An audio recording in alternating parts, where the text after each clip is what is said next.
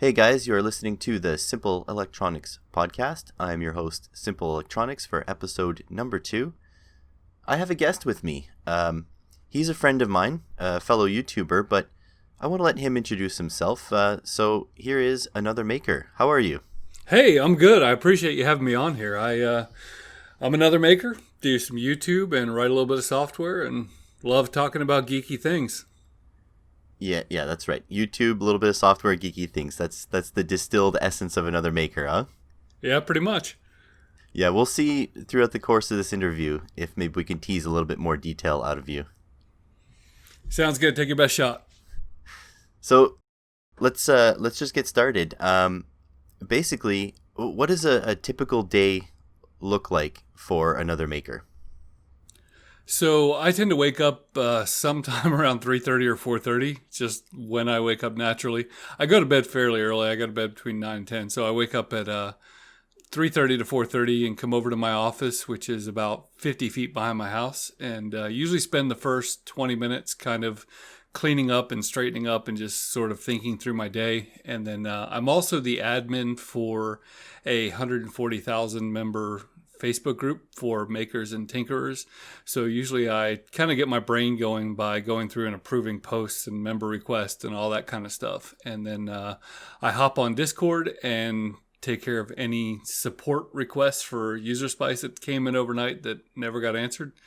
And then I pretty much get down to coding. And I'm trying to be a little bit better about not just sitting in my chair all day. So try to take frequent walks around the office and get out 3-4 times a week and ride my bike. And basically from there on out, it's just it's a blitz of coding and user spice support and Arduino support and recording an occasional YouTube video here or there. But that's pretty much my day.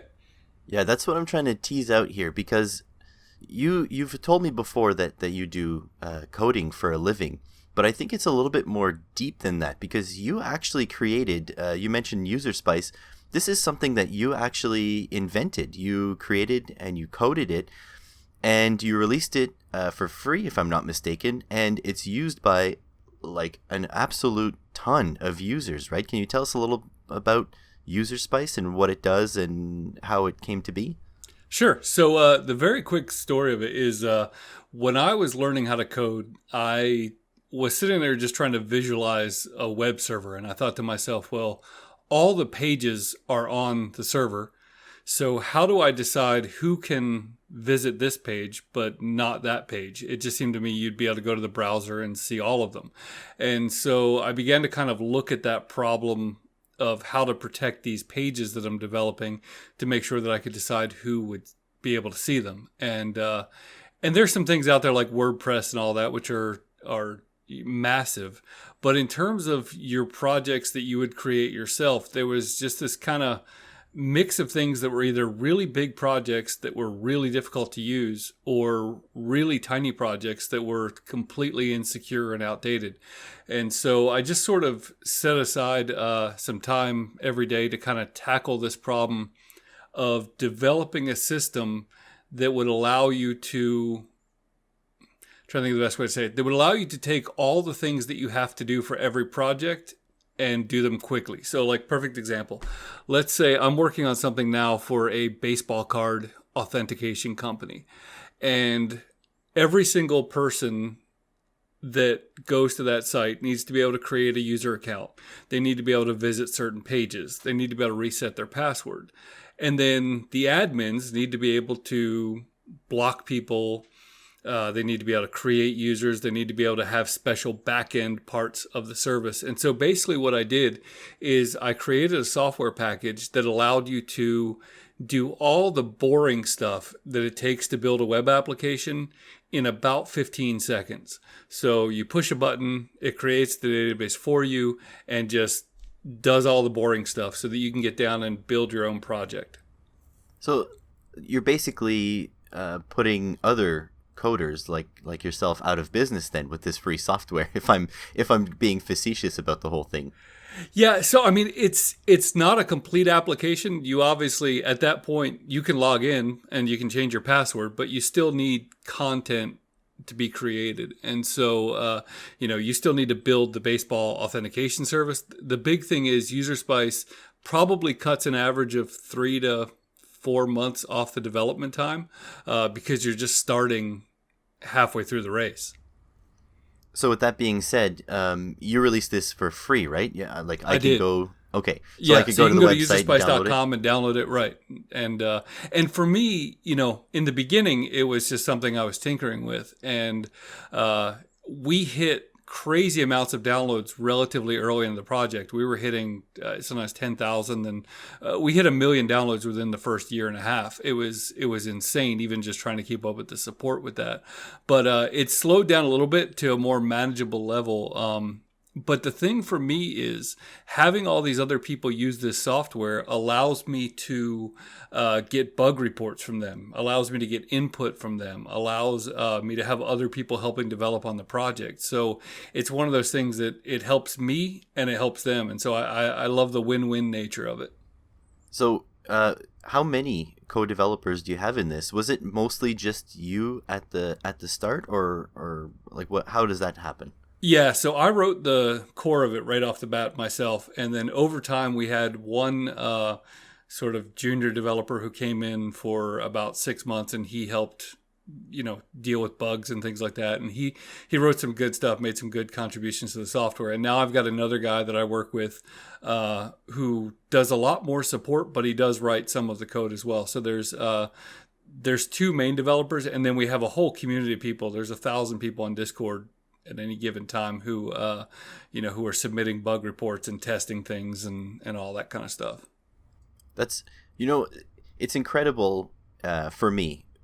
Like if I think of a YouTube video that I've made that gets seen, I don't know, my average right now at the time of recording is probably around 400 or 500 views. To me, it's incredible to see 400 or 500 views. I've had some videos go up in the hundreds of thousands now. And that's like mind-blowing. How does it feel to have like 1 million people try your software? It feels good. I'll tell you one thing, just a quick story about that. I've done a lot of traveling and things like that. And I actually wrote this software while I was in Alaska. And I was, being from Canada, you understand the darkness and the cold in the winter and all that stuff. And so one day I was just kind of I developed it in a closet that I called my cloffice. And I was sitting in my cloffice and I was a little just kind of depressed, not just because I was far away from home. I wasn't traveling and stuff like that. And then I went to my analytics that day and I saw that my software had been downloaded from every nation on earth that one day. Every nation that Google Analytics tracks, somebody had downloaded my software. And so for me, somebody who loves traveling, who loves reaching out to the world, like it's been a very cool thing to talk to people from all over the world about development and to see what it does for them to give them a tool like this. And it just means a ton to me. That's absolutely incredible. Like even I get where you're coming from a little bit, because obviously when I get comments from people, especially let's say developers or coders, professional coders, and they tell me I did my code wrong, and they explain a way to do it right, or they give me some resources.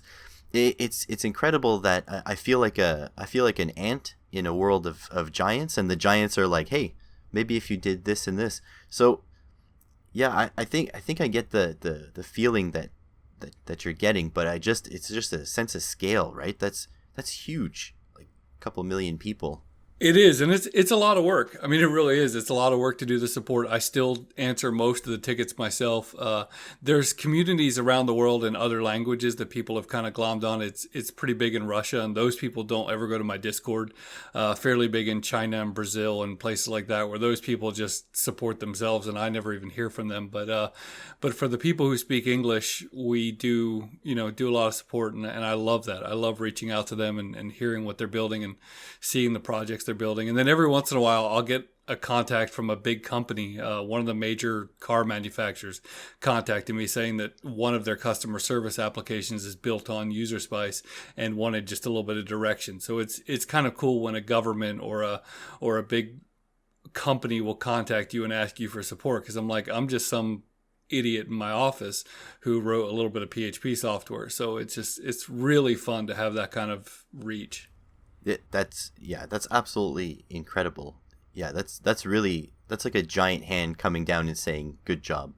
But I'm a big fan of open sourcing stuff. I don't know if you open sourced it necessarily, but it's at least free to the community, right? Free to use and I did modify. open source it, and you get the thing. People tell me all the time, if you had just, if you just charged $1 per whatever, but obviously, I don't think the same number of people would download it if it even cost $1. But what has happened for me is that basically 100% of my business is built off of people who have found me in some way, shape, or form through UserSpice. I do custom development. And so what that's given me is a very, very cool subset of clients. So my clients are almost exclusively people who tried to develop their own software, but didn't have the general coding knowledge to do it. So they've already downloaded UserSpice, they've already installed it, they've already tinkered with it, and then just realized that the project was too big for them. So by giving it away for free, I have this exposure to people that I would never be able to pay for in terms of advertising. And what's even more amazing is that my clients don't find me because they Googled, hey, I want to hire a developer. They're people who understand enough about development to know that what I'm doing is valuable. And so they just treat me better. They treat me better because if you've tried and failed at something, the fact that somebody else comes in and does it gives you a little bit of respect that I didn't have in some of my other jobs. And so it makes for a really good client relationship. And so that's worth way more than charging for the software ever could to me. Absolutely. And yeah, I get entirely what you're saying, because if I Google, let's say, a developer, how am I supposed to know what his credentials are? Like, he could show me a project, but how do I know what percentage of that I could have done on my own? Like did he cobble together a bunch of example code like what I do on my YouTube channel, or did he actually create it from scratch? Now, if you're the guy who developed the software I'll be using, that's credibility tenfold, right?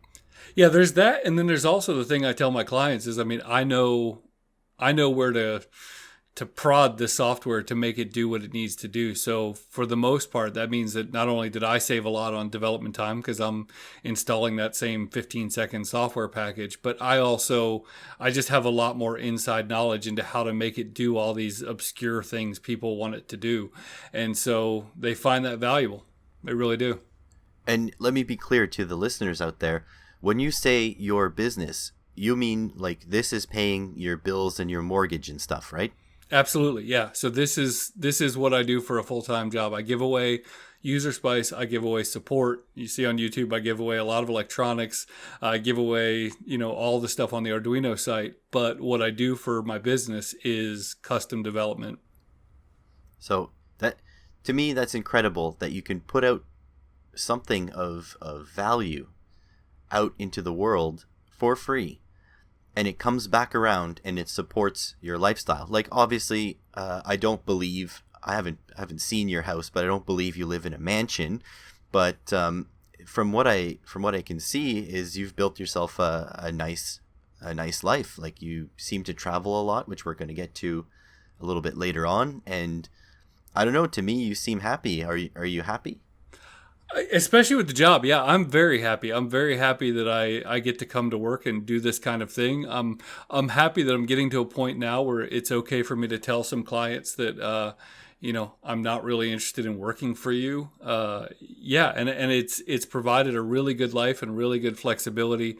I travel, but I also have a job that I can do from anywhere. So I have fixed people's servers from a castle in Albania, and just things like that, where it's really cool. I can pop on, I can work on a plane, I can work in a hut in Africa, and basically anywhere in between. So it's pretty cool. I really love that life. Yep, that sounds incredible. Your namesake, another maker. Do you have a connection to the maker community? Do you have an opinion on the maker community? I'm not a very, very good maker. I always say that with pretty much anything I do, I'm pretty creative with a very small set of knowledge. And so, I'm decent with Arduinos and Raspberry Pis and stuff like that, but I only know a very tiny percentage of what there is to know about those things. So for me, I consider myself more of a steward of the maker community than a high-end maker. So I try to keep the Arduino Facebook group clean. I try to provide, good examples and free resources and stuff like that. But I appreciate the maker movement a lot. But I don't really consider myself, like, if you go to a maker fair, nothing I do would ever stand out in one of those type of things. I have to solemnly disagree. And yeah, I do know you a little bit better than the viewers, but I guess the point is to highlight the fact that I feel as though if I gave you any challenge, you're just going to take it, run with it, and create something that looks great. And to yourself, it seems simple, but I guess the point of the maker movement is to make stuff, and I think you're very successful at actually making stuff. One example of that is you showed on your YouTube channel quite a few things that you've done for escape rooms.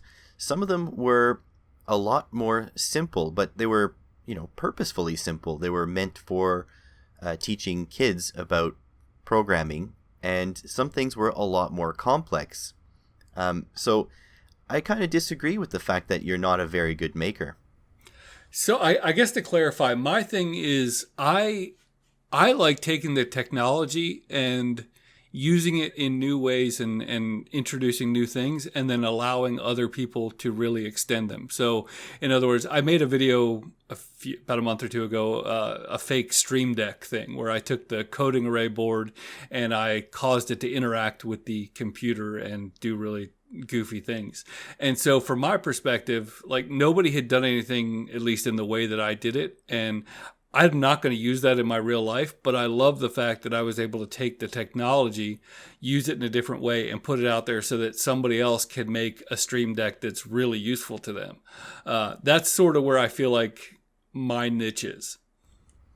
Yeah, I have to say, I feel like your lack of making sort of polished, finished things seems more like a lack of time than a lack of will, because some things, like, I don't know if you want to explain to the viewers, but you have a bathroom in your workspace, right? Yeah, I have a bathroom in my workspace. And there's something special about that bathroom. I think you have a video on it, right? I do. Yeah, it's a hidden bathroom, and there's different hidden room projects around YouTube and stuff like that. But what I wanted to do is I wanted to make one that didn't look like it had some sort of seam around it. So I wanted to make it completely hidden. So I basically built a custom door for the bathroom that sat on the outside and looked like pegboard. And the problem from a little engineering perspective of, if you have a door that's wider than your doorway, it'll hit the wall when you try to open it. So basically I came up with a contraption where as the door opened, the door slid to the side so that it would actually come further away from the wall and make the bathroom just truly hidden. And then when you unlock the bathroom, it plays music and has flashing lights and turns the light on automatically and all kinds of fun stuff like that. So I do love that. And that is one of my favorite things to show people, because when you walk in my office, you'd have no idea it's there until I push a button or put $1 in the dollar bill machine. And it truly looks incredible. Like, it really works. What wasn't there? Did you put like a smoke machine or something? I thought there was like smoke effects on it. I did just for a video. I mean, I don't have that in there full time, but yeah. Yeah, so it's got all kinds of crazy effects, and I've made it so that it could be triggered with a dollar bill, putting it in a bill changer. I can do it from a keychain or a phone, or I even made a thing where you could do voice commands, and you could tell it if you had to pee or go number 2, and it would open the door faster if it was an emergency, and all kinds of fun stuff like that. That's actually hilarious. But yeah, so you're talking about triggering, and with that triggering, I feel like you have an interesting take on most of the Arduino projects that you make. I find that I do a lot of my programming in the Arduino IDE. I just feel like that's the way that most people would do it, so that's the way that I wanted to learn it. But you seem to get out of the Arduino IDE as fast as you can when you make projects, because you do things using Ethernet shields a lot, and you do things using Node-RED a lot. Can you elaborate a little bit on that? Sure. The first thing is that I treat nearly everything like we look at these huge arrays of sensors that are available for Arduinos, and most of the time I try to simplify it to my students or when I'm working on it. Just everything is a button. The temperature sensor may not look like a button, but as soon as it goes above 80% humidity or 60 degrees or whatever, it becomes a button. It flips something on or off. And so my philosophy has been well, and let me step back. I can tell you why I have this philosophy. So I mentioned living in Alaska, and I wired together 100 buildings to measure temperatures and water flow and things like that. Because when you live in a really cold climate, if your heat goes out, you can freeze a building within hours, if not 1 hour. And so it's extremely important to know when a building gets cold, because if the building freezes and the pipes break and you don't know it, you could do $10,000 worth of damage in no time flat. So just to stop you there, if any of the viewers maybe have an RV or maybe a cottage up where it gets cold, this is the same reason why you empty the pipes before winter. Absolutely.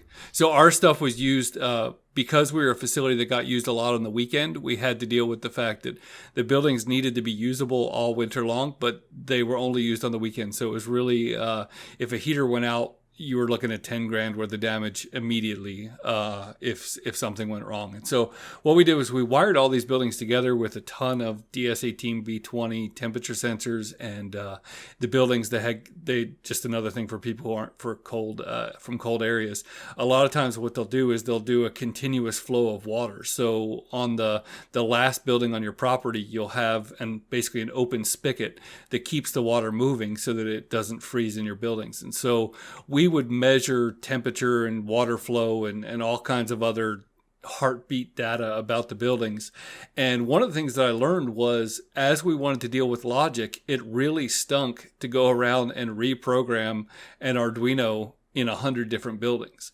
And, when you start getting things to scale, if you want to update your code once, you just have to go building to building, or if you're using an ESP32, you might be able to push it out over the air.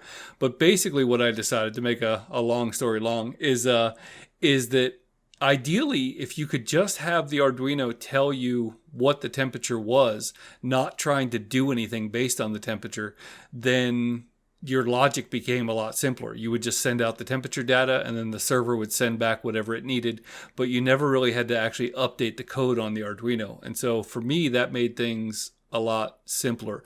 Just one other quick thing about that. We talk about the escape rooms. I have a whole bunch of different escape room games, but essentially, instead of worrying about whether pushing button 1 is a good thing or bad thing, I just have the Arduino tell you that you pushed button 1, and then the server goes back and tells you if it's a good thing or a bad thing. And that allows me to make the logic a lot more random. I can make the games flexible.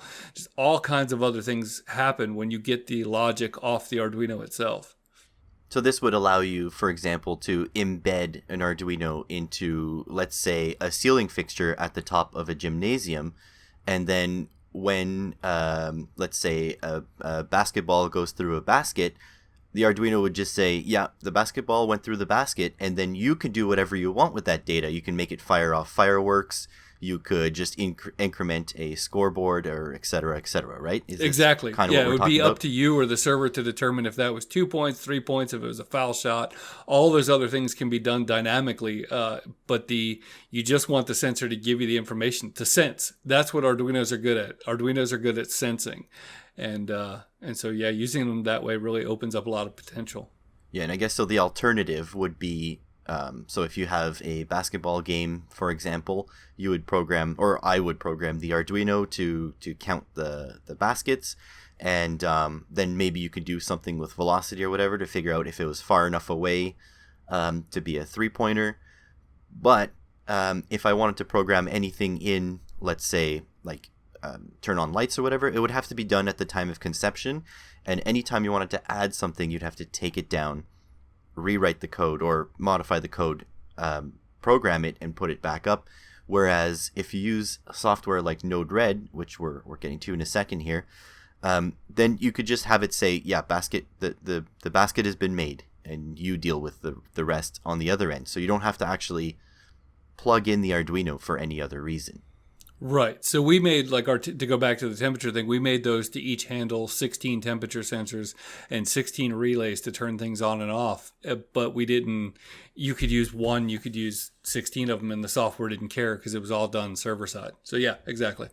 Yeah. So I guess the downside of something like Node-RED, and if people don't know what Node-RED is, it's like a node-based software, and it can read stuff from serial, if I'm not mistaken. Like that's the big thing with Arduino, is that Arduino can output serial very simply, and Node-RED can interpret serial data very easily.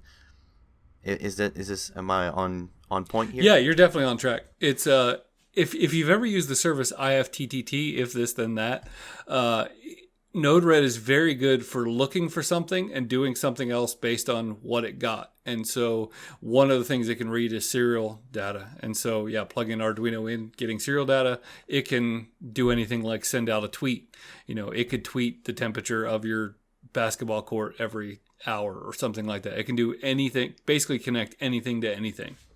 And if you're kind of software null like I am, it's called Node-RED, I believe, because you actually put like little like coding nodes. Like you put it's basically like a dot you put on the screen, and then you figure out what you want the dot to do. So one dot will be reading serial data.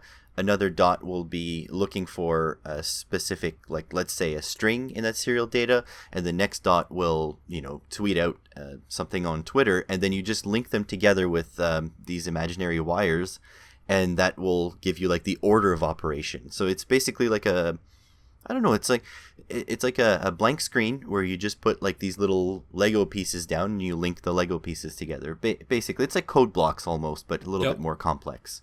Yeah. Node-RED was one of those things, I just have to say this. Everybody either looks at it and thinks it's ridiculously simple, and so it's too basic for them, or they look at it and it scares them and it seems way too complicated, so it scares them. But Node-RED kind of has this weird thing where it's so simple that you could pick it up and learn the basics of it in 10 minutes. But having used it for years, I still haven't gotten close to the bottom of what it can do. So it's that very cool balance of being super usable, but then also super extensible to be able to do basically whatever you want it to do.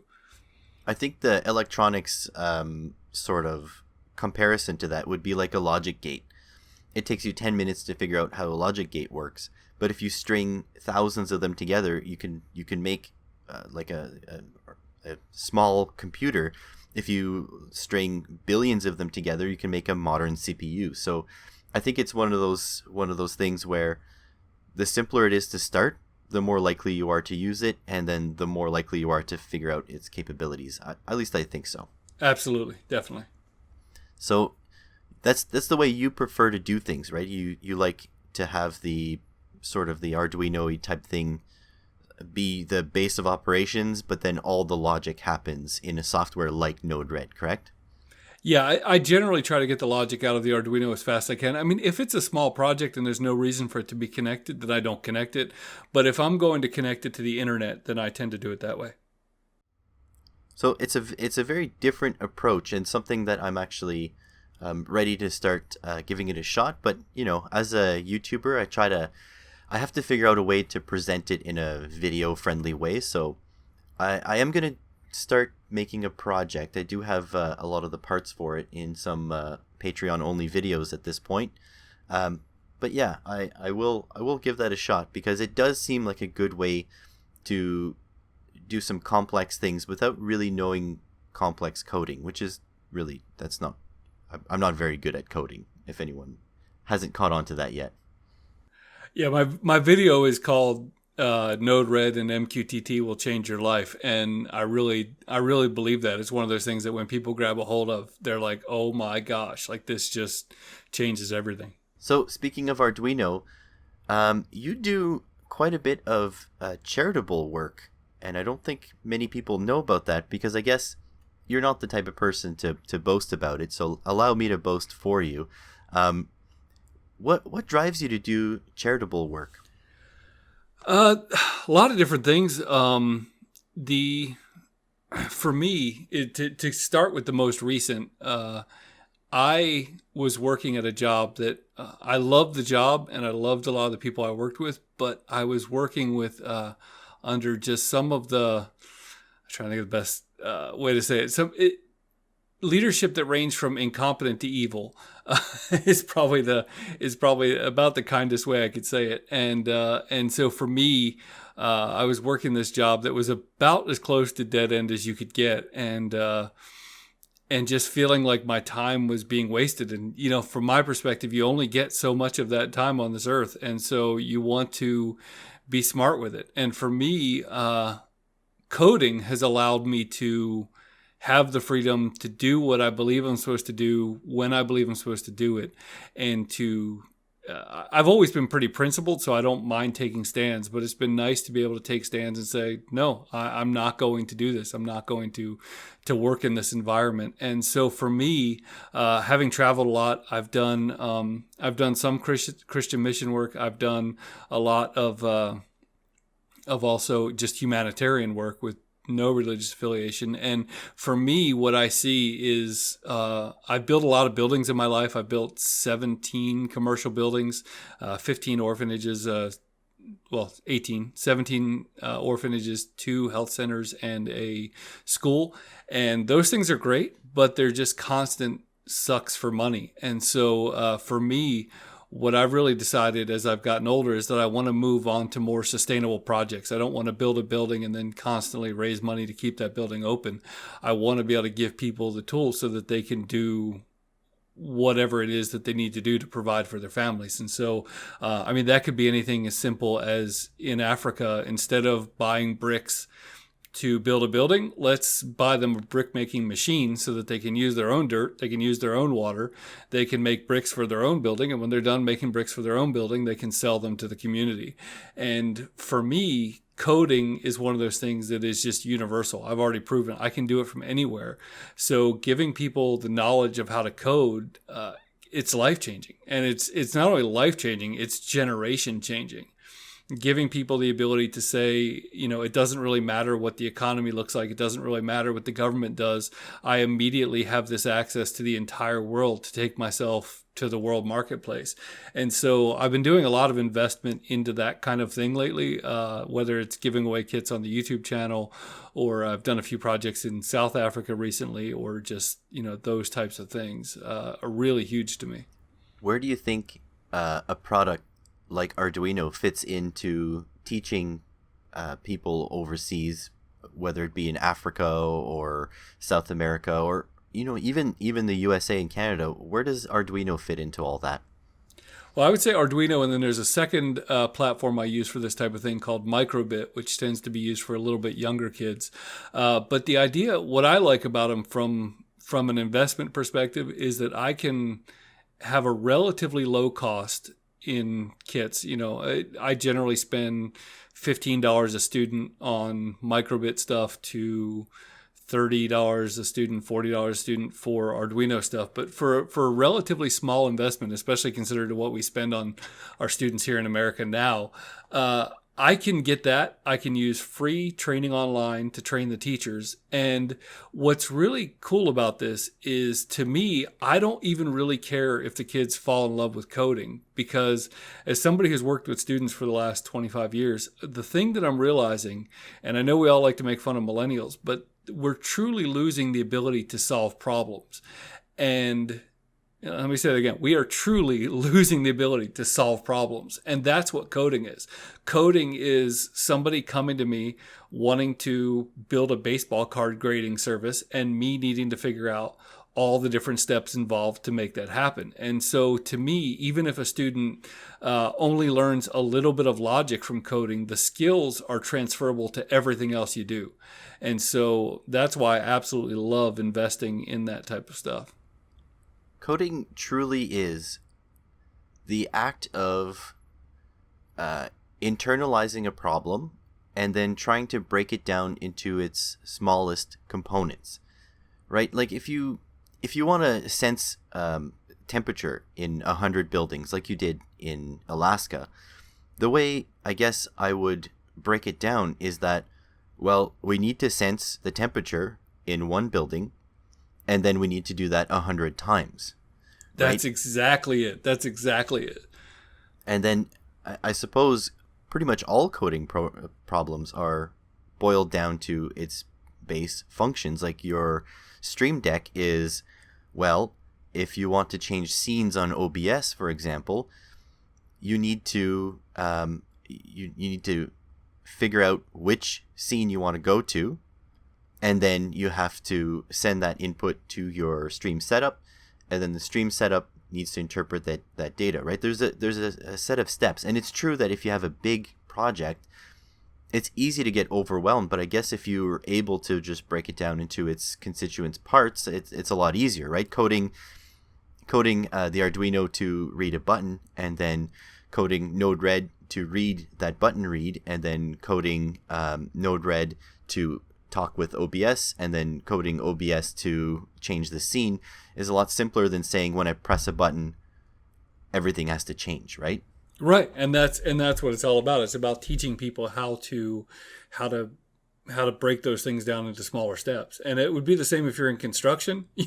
Well, I better build this from the bottom up because I can't put the roof on before I get a foundation. And so, all these different fields, learning how to break these things down into the smaller steps it's huge. It is the thing you have to learn how to do, or you'll never be successful. So let's say I'm a kid in Nigeria right now listening to this podcast. So I'm one of the 20 or so listeners.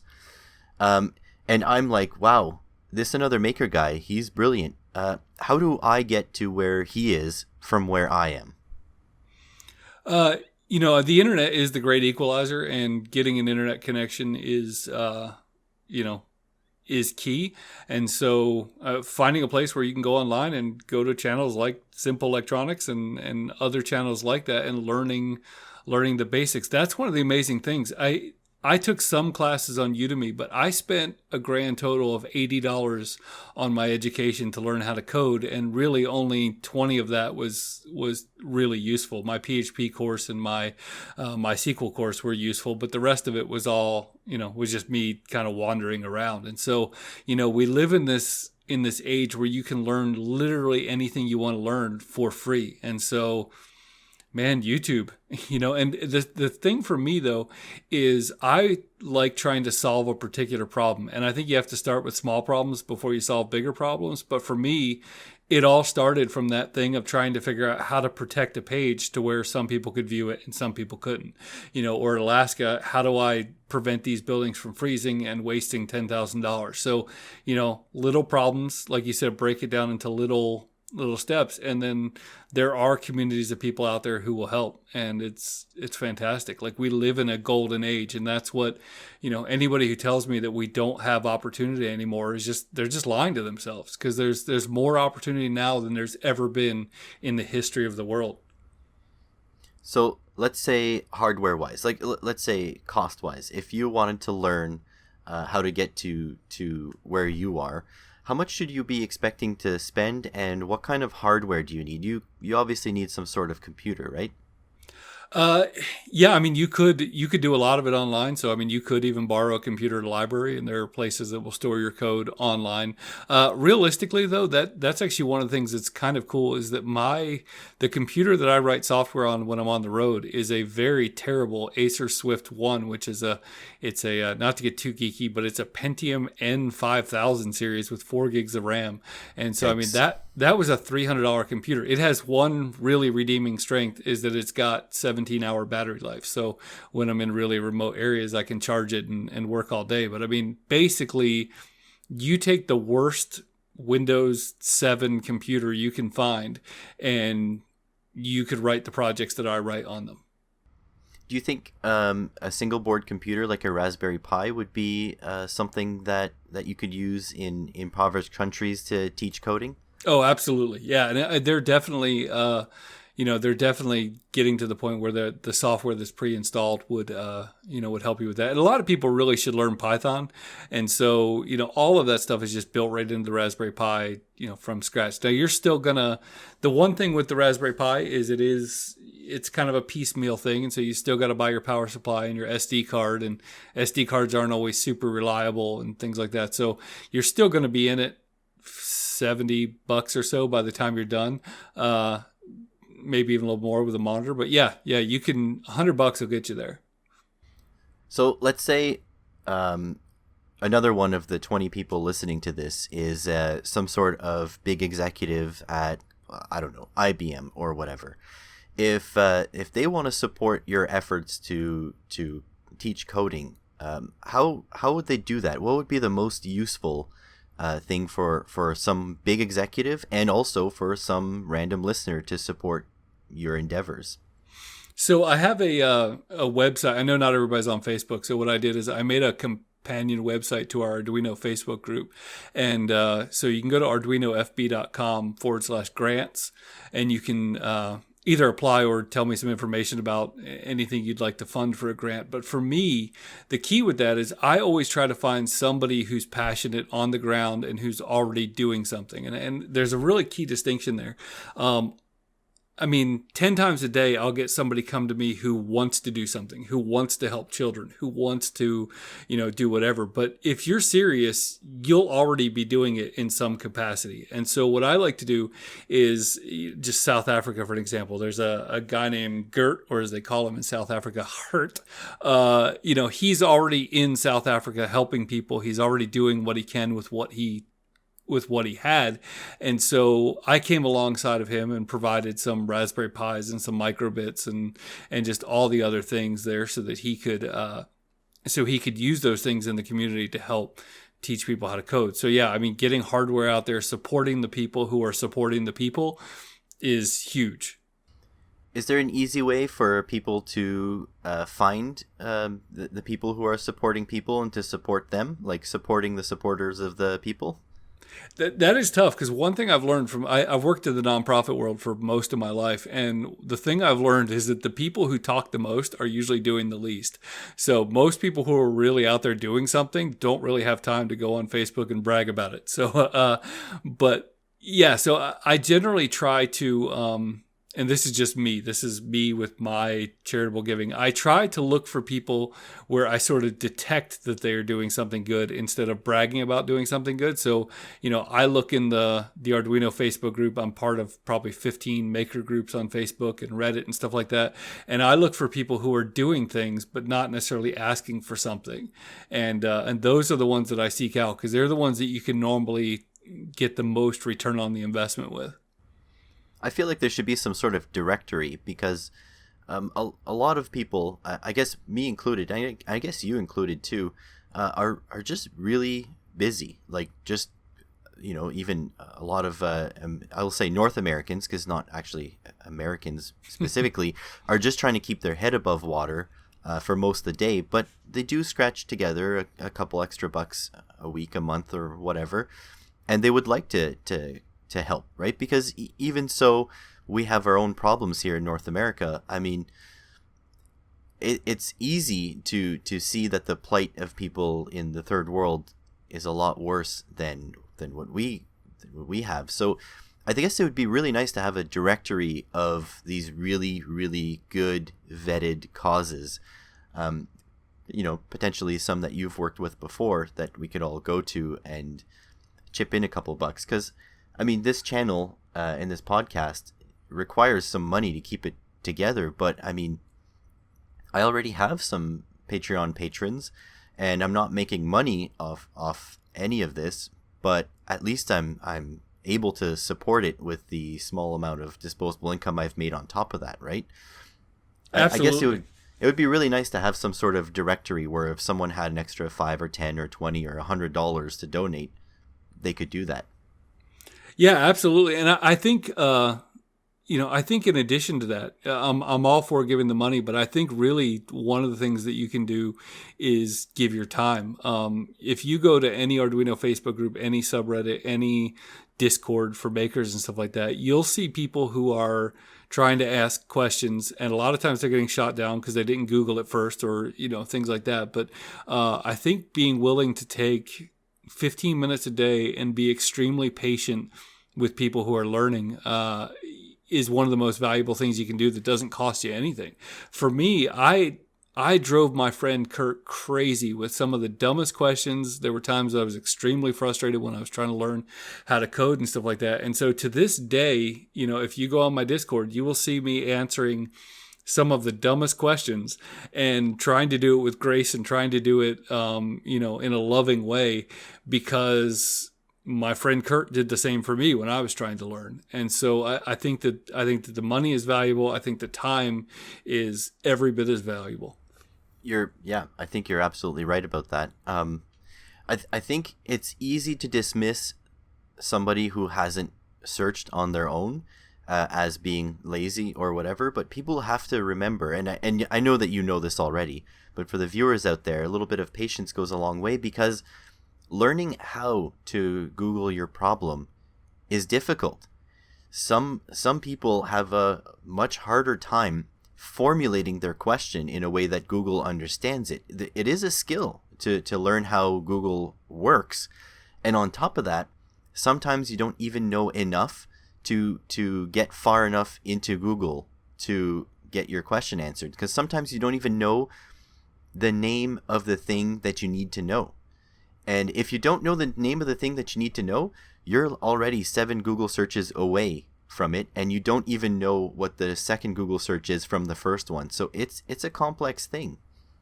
You're 100% right. I have 2 things to say about that. One is there are a lot of places in the world where they get free data for the web, but that does not include Google. So I know it sounds crazy, but there are places in the world where Facebook either doesn't count against their data cap, or they get Facebook free and either have no access to Google or have to pay to use Google. So that's one of those things that you would never assume as a North American until you start working with other countries, that the reason why they treat Facebook like Google is because Facebook is like Google in certain parts of the world. The other thing on the other note is, I would say that all the time. I would read the PHP documentation or the JavaScript documentation, and I would be like, I have no freaking idea what foo is and what bar is. Just give me real code, so I couldn't even read the documentation. So the documentation was useless to me. So that's a real thing. I still will go to the Arduino website and not understand the documentation, and I've been using it for years. And so that's a real thing. Yeah, I agree. I use the Arduino documentation, and sometimes they're like, oh, you have to use it like this, and here's example A, here's example B, and I'm like, great, my use case is C. So it doesn't help me at all. Yeah, and speaking of C, I think C is a ridiculously stupid language for makers. It just is. I mean, I do what I need to do in C, but it is not a common sense language. And I understand that there's a lot of benefit to learning it, and learning some of the core things, and learning about pointers and all that kind of stuff. But man, if you just got an Arduino starter kit and you've never coded anything and you know nothing about electronics, like, C is stupid. Like, it's just really stupid for that kind of thing. And so I support moving to Python and even things like Scratch and Node-RED and stuff like that as soon as possible, because it's really, really difficult. And I would say more than difficult, I would say it's an obstacle for a lot of people trying to learn maker things. And then you take those questions, and your obvious thought when I don't understand Arduino is to go to the Arduino forums, and they're a cesspool. There are certain people over there that you ask a question and they'll rip your head off. And, so I think that's a big issue for people who are trying to learn in the maker community.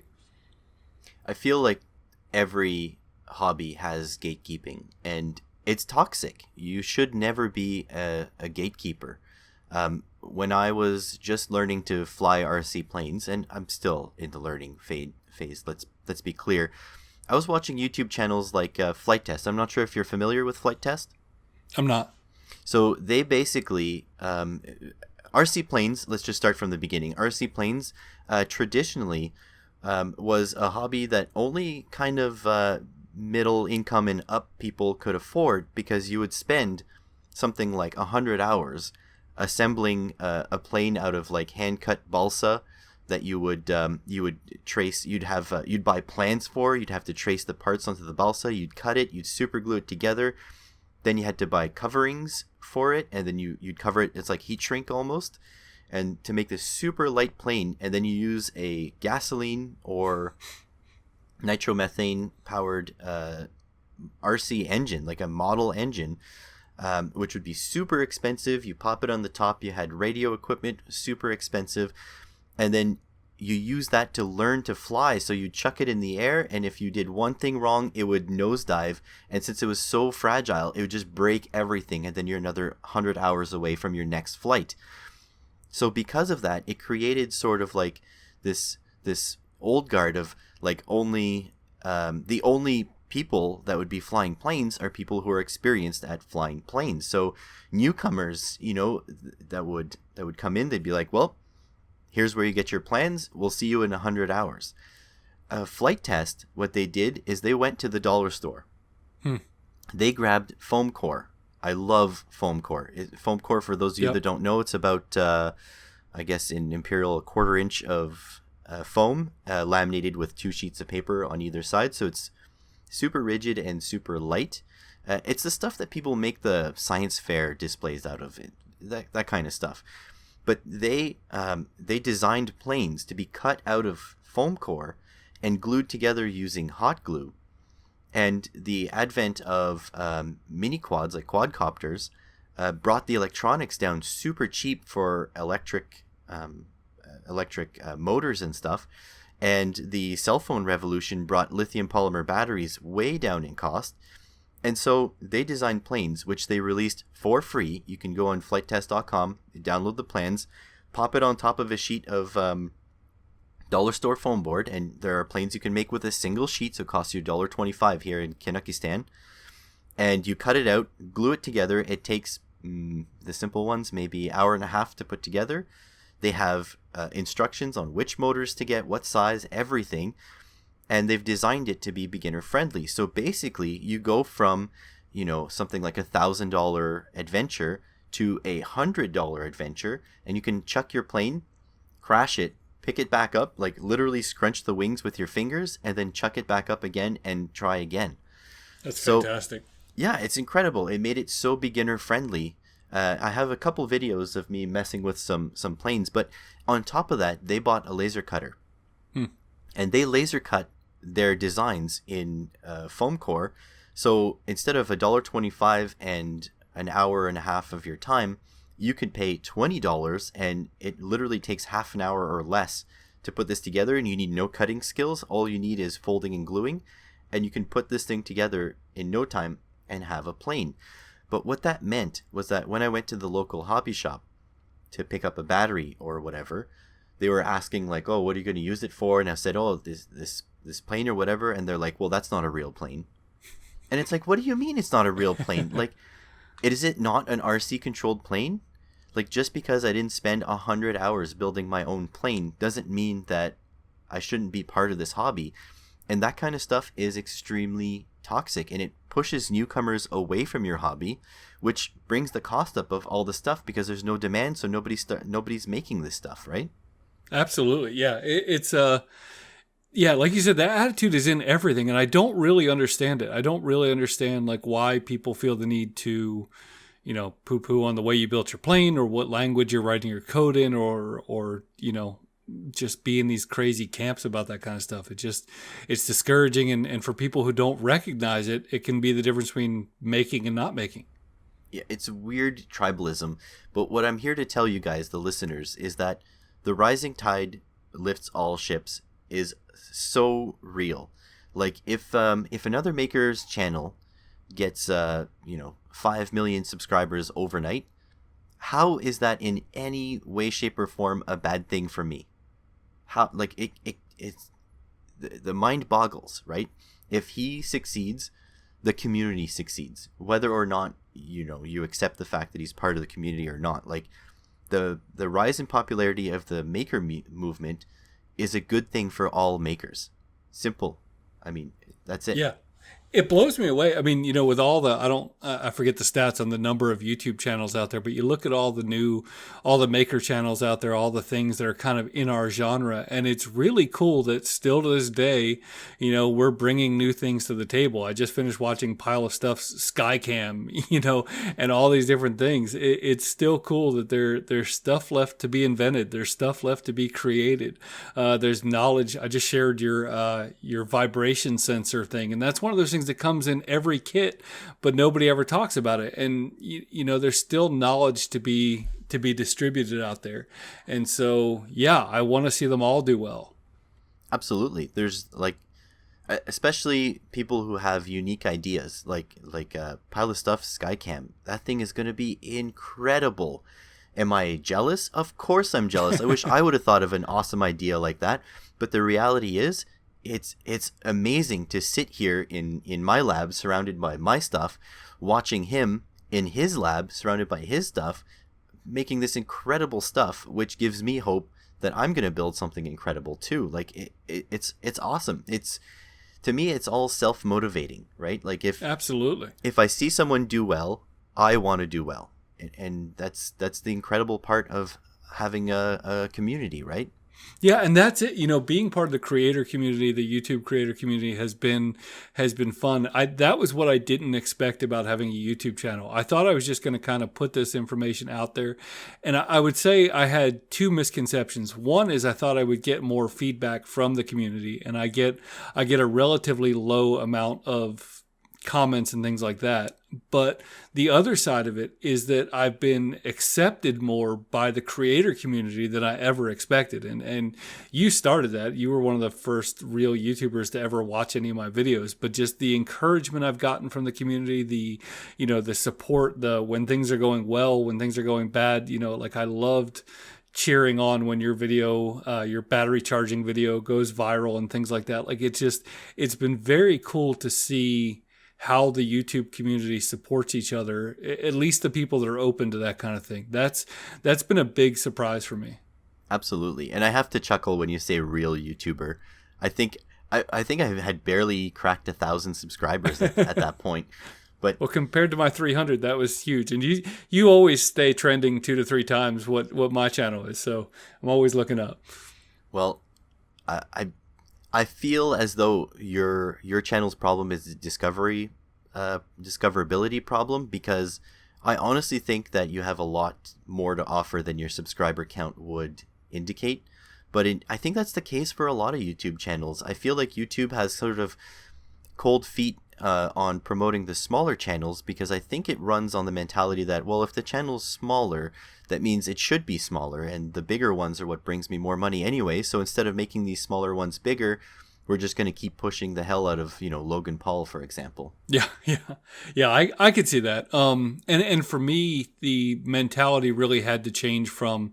So in the beginning, I started doing it just to see if I could. I had a friend in Alaska who had a YouTube channel and took it way more seriously than I ever would have. So I sort of started it as a joke, just seeing if I could do it.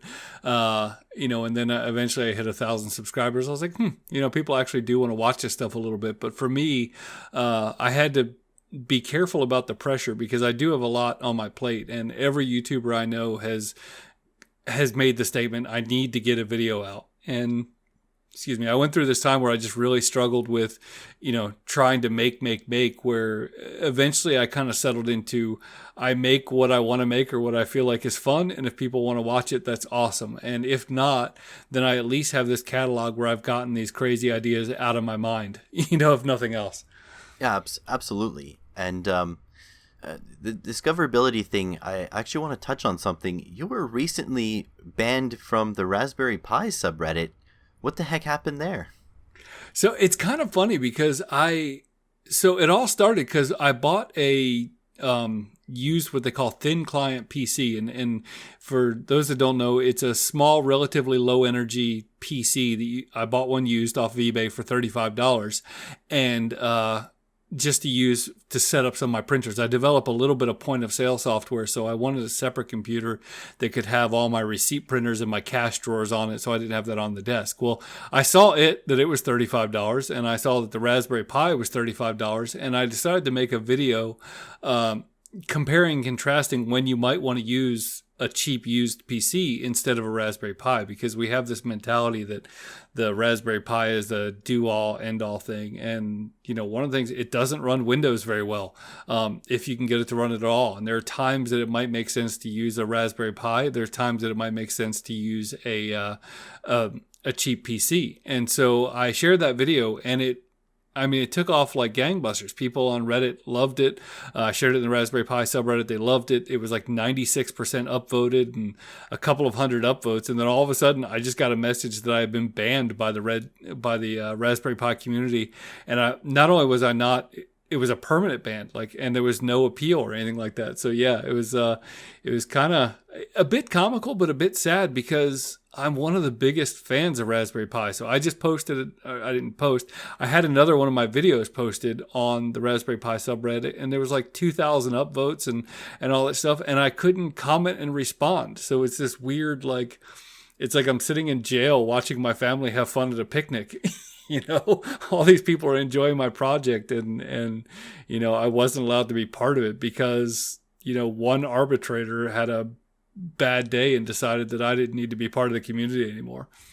And I think that's going back to gatekeeping, because I feel like the only thing I can make sense of the situation about would be that you posted this and they thought you wanted to grow your YouTube channel, which, let's be honest, it's probably there in your mind, but it's probably like the 10th or the 11th thing you were thinking about when you posted that video, because it was informative. It was a good video.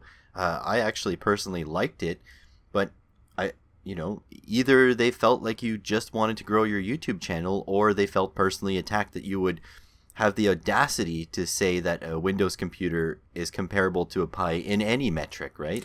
I kind of feel like that's it, because the sub is primarily people sharing what they've made with Raspberry Pi. So a lot of them are YouTube videos.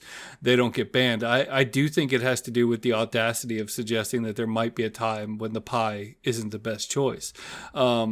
How dare you? And so I think that's it. And, it's a subreddit of 2 million people with one active moderator. So, there's, Alaska didn't have 2 million people in it. So, that person has more control, over more people than the governor of Alaska. So it's kind of a crazy thing. Is the governor of Alaska some sort of moose that runs around Anchorage? No, we did have a town right up the street from me that had a cat as its mayor for like 17 years. But no, I think they actually got a human there somehow. There's imagine a human being in Alaska. There's a town in the U.S. somewhere with a dog as the mayor, and I think my wife says that's the high up on her visiting priority. Yeah, I did get to pet the mayor of whatever that town was in Alaska. Nice, very nice.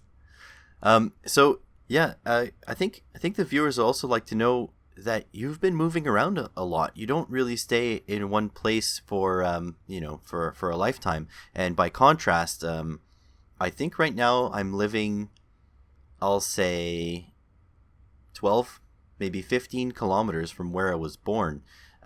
For you guys in Imperial, it's I don't know, 7 shecklings. I don't really know what it is, but yeah, about 15K from where I was born. But that's not the case for you, is it?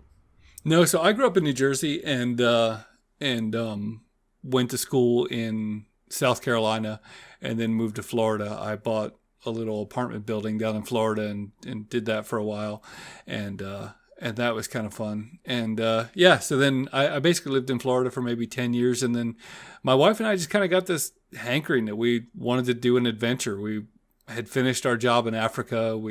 So I guess I lived in Africa for a little while in Uganda. But we had finished most of our commitments. We got to this weird time where we went from having commitments all over the world and all this stuff to where all of our commitments just kind of died out at one time, and we're like, you know what, we're completely free, so let's take an adventure. And so she got a job up in Alaska teaching, and they pay teachers crazy well in Alaska, easily double what they get paid in Florida. And so she went up there. We agreed to go for a year and liked it enough that we stayed for 3. And then, but she does have teacher retirement in Florida, and so she had to teach a short amount to vest in her retirement plan in Florida. So she came back here and did that. So now we're kind of free agents again, just kind of figuring out what's going on in the world and what we want to do. So do you have any idea what's next, or do you have any maybe ideas you're kicking around, maybe things you're considering but haven't even talked to your wife about, those kinds of little things? Yeah, she's going to listen to this, so I need to be careful about that. But she's a big fan of yours, by the way. She sits through your 3-hour live cast, on YouTube. So she's a big fan. I don't know if I ever told you, but she was definitely trying to get Adam Savage to drop into your live stream. She was tweeting at him and pinging him on Instagram, and she got a response, but she couldn't get him to come into your live stream. But she actually got a response. I think she did. Yeah. So she has a way of making that kind of stuff happen. You're saying Senpai noticed me? Did I what? Sorry, that's maybe a joke for people a bit younger than you, but there's I don't know if you've ever watched anime, like Dragon Ball Z is probably the most accessible one to most people. I mean, I know what it is, but no, I haven't seen it. So in anime, there's I think senpai is like it's a Japanese word for, now I'm going to butcher this and I'm really sorry, but like sort of like they're slightly elder than you, or they're slightly more experienced at what you're into. And the joke is that in most animes, there's a girl who's lusting after her senpai, and the whole plot becomes open when finally senpai notices her. So, gotcha. So I said, senpai noticed me. Yeah, that kind of thing. Yeah, so that I don't know exactly what happened with the end of that, but I know the entire live stream she was going back and forth trying to make that happen. But we sort of guessed that even if it happened, you probably wouldn't even believe it was him, so we weren't sure that we'd get the full effect that we wanted. No, they get the verified check mark. Oh, that's right. Yeah, he's verified. So yeah, that's one of my end goals, is to get verified on Twitter, because apparently it's just about as difficult for normal people like you and I that aren't celebrities. You might as well just go for a Nobel Prize, because it's harder. It's harder to get the verified check mark, because they want one of the requirements, which they're not public, by the way. This is just from people trying to get it. But one of the requirements to get that verified check mark is to have 3, I think, print media companies write articles about you in print. Wow. Yeah, 3. Wow. Can you name 3 newspapers? Yeah, no, barely. Exactly. So sorry, I cut you off there, but what were you kicking around for the future? So I would say in my perfect world, we've sort of debated. I don't know that we want to retire in Florida, but in my perfect world, my business it's growing and things like that. So I would really like to travel. I'd really like to volunteer for 3 months in South Africa, and then volunteer for a couple of months in Japan, or in the Middle East or something like that, and work for part of the day, and then volunteer for the rest of the day. Just I like the experience. I like meeting people. Working is good, making money is good, and all that stuff. But I really want to give while I'm doing it. It's also one of those things too that, my father passed away young, and I've had a lot of relatives pass away young, and you only get one shot at this life, and you don't know how many years you've got. So I don't necessarily want to wait for true retirement to start doing some of those things. So that's probably my perfect situation. That eventually I'd like to retire somewhere that doesn't have as many people. I think similarly to you that I don't think I ever want to retire. Like, I feel like I'll just keep going on the hobbies that I enjoy, and I really, aside from some parts of it, I really, really enjoy making YouTube videos. So I'll probably do that until I die, I guess. But that's why my YouTube channel would be ideal if it could support me, because I think my ideal is teaching. I love teaching. That's what I do here at a community college, I guess would be the American equivalent. It's just college here. I teach the automotive trade, and I do it 12 hours a week because that's the maximum they'll give me because of union reasons and money reasons or whatever. But my goal would be to teach if I were to distill it down. And if I could make a good enough living making YouTube, I would probably spend 6 months out of the year making educational and also fun YouTube videos, and then the other 6 months I would probably go and sort of spread that across the globe. Like, I wish I had something that I wasn't tied down to, because at the moment becoming a college professor full-time is extremely difficult where I live.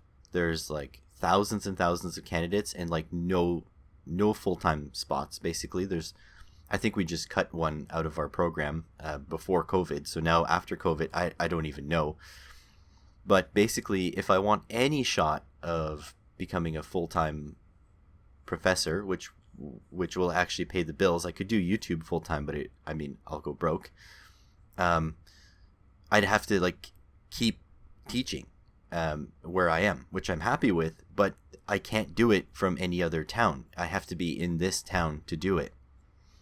So I guess I would love a job where I could do from anywhere, like your coding business is, and like YouTube is for me.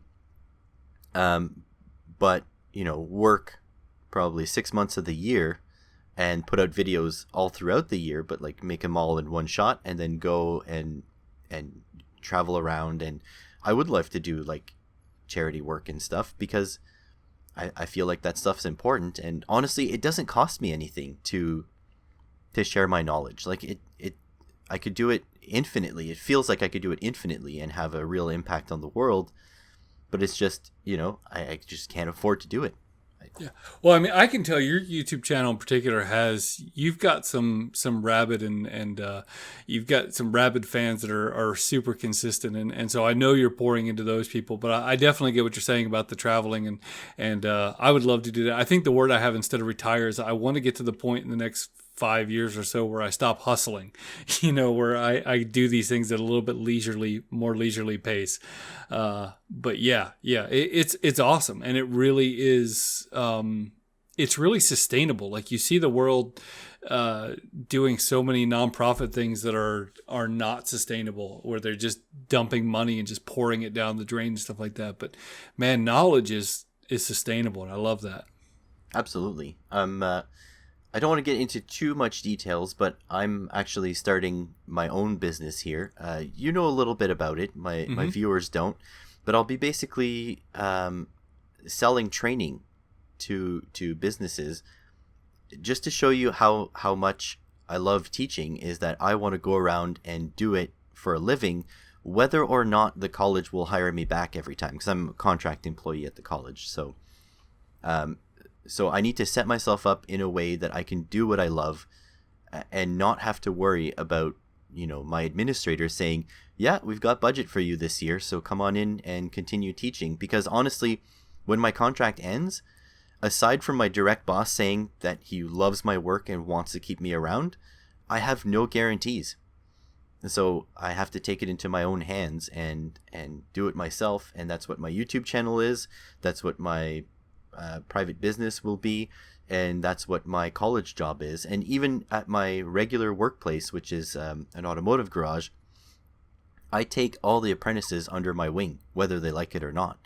So just yesterday, I had a shift where I actually wasted, quote unquote wasted, because I'm paid by the job. So if I'm not working, I'm not getting paid. I wasted about 2 hours helping two individuals out with their jobs they had assigned to them, which were over their heads. But by doing that, I saved one of them, 2.5 to 3 hours, and I saved the other one 1.5 to 2 hours. So to me, that was a net gain, even though it was a net loss in my pocketbook. That's kind of the way I visualize things. Yeah, that's awesome. And I'm sure at times you had people who helped you, maybe not quite to that extent, but people have helped you. And that's, to give that is incredible. And that's, I mean, you have a gift of encouragement. You really do. It just naturally kind of flows out of you. And I'm sure the people around you notice that and appreciate that. Well, I appreciate you saying that, but I have to say, to clarify, 100% people have helped me that much and more. Like, I think it came natural the helping hand type of stuff, because when you're an apprentice in a trade, the only way you're going to pick up the trade is from other people helping you. And if you don't have, if you're not in a workspace that sort of how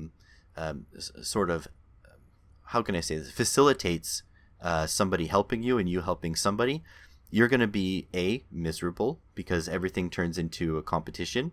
Like, you're basically competing against your coworkers for the jobs that came in that day. That's just the reality of my trade.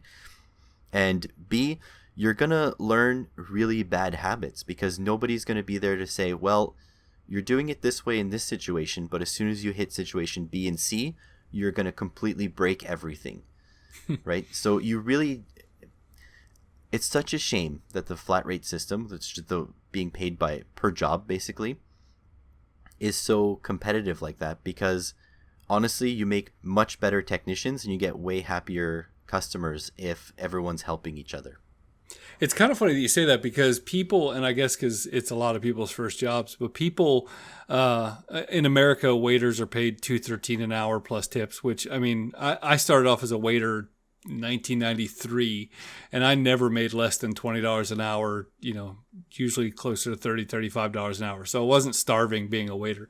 But, people talk about the whole tipping system in North America, and how, how they're criminally underpaid and stuff like that. But mechanics, between you guys buying your own tools, only getting paid when you're turning a wrench, being paid by the job, not how long it takes, which the book is wrong. That should be criminal. And just in my opinion, you may not be able to say that, but I just think the way, and then the way that tech schools operate, the for-profit tech schools that teach people how to do mechanics. I mean, how to do BASC certified and all those other things. You basically in America, you go to a for-profit school, you get a bunch in debt. The first thing they do is make you buy a bunch of tools so that you can go and work a job where you have to bring your own tools and only get paid when you're turning a wrench. Like, it's a scam. I mean, it really is. Yeah, I have to say that the old guard made this bed that the new guard has to lay in, unfortunately. Because what had happened, as far as I know, is that before, even I started wrenching in 2006. In 2006, we had so much work that paid so well that I remember the complaint of my coworkers is that they didn't want to stay late to do like extra work. Basically, I work in a dealership, so we have to do pre-delivery inspections, which pay really, really well. I think in ours, it paid at the time 2.7 hours. And honestly, you can do them in half an hour, especially working for Honda. Because the cars in the 2000s, they were built amazing. Like, not like today anyways. But you could do it in half an hour. But the thing is, we had so much customer work that when 5 o'clock rolled around, then we had, 8 deliveries going out the next day. We needed 8 guys to stay late and do 1 PDI, or 4 guys to stay late, do 2 PDIs, etc., etc. But the guys didn't want to stay because they had already earned 20 hours that day. So why would you want to stay if you already earned 20 hours? Yeah, you could earn 30 hours, but honestly, if you do that, if you work a physical job and you're asked to work overtime, that overtime takes a heavy toll on you quickly. So yeah, I can see that. That was the issue then. The issue now, that was the issue then, and so therefore any attempts to sort of regulate things, no one was thinking about going straight time, get paid hourly. Everyone was thinking at flat rate you make a lot more money. Now, time advancing, financial situations changed for companies and individuals, and the companies became more competitive with each other, at least at Honda, and it seemed they were doing that by cutting costs. So when they cut costs, their cars, which are under warranty, had more issues. When a car is under warranty, the customer doesn't pay for the repair, the dealership doesn't pay for the repair, the manufacturer does. So they started having warranty issues. So that means the next model vehicle, they had to roll those costs into it, because they're supporting the car for 3 years. They're fixing the car for free for 3 years.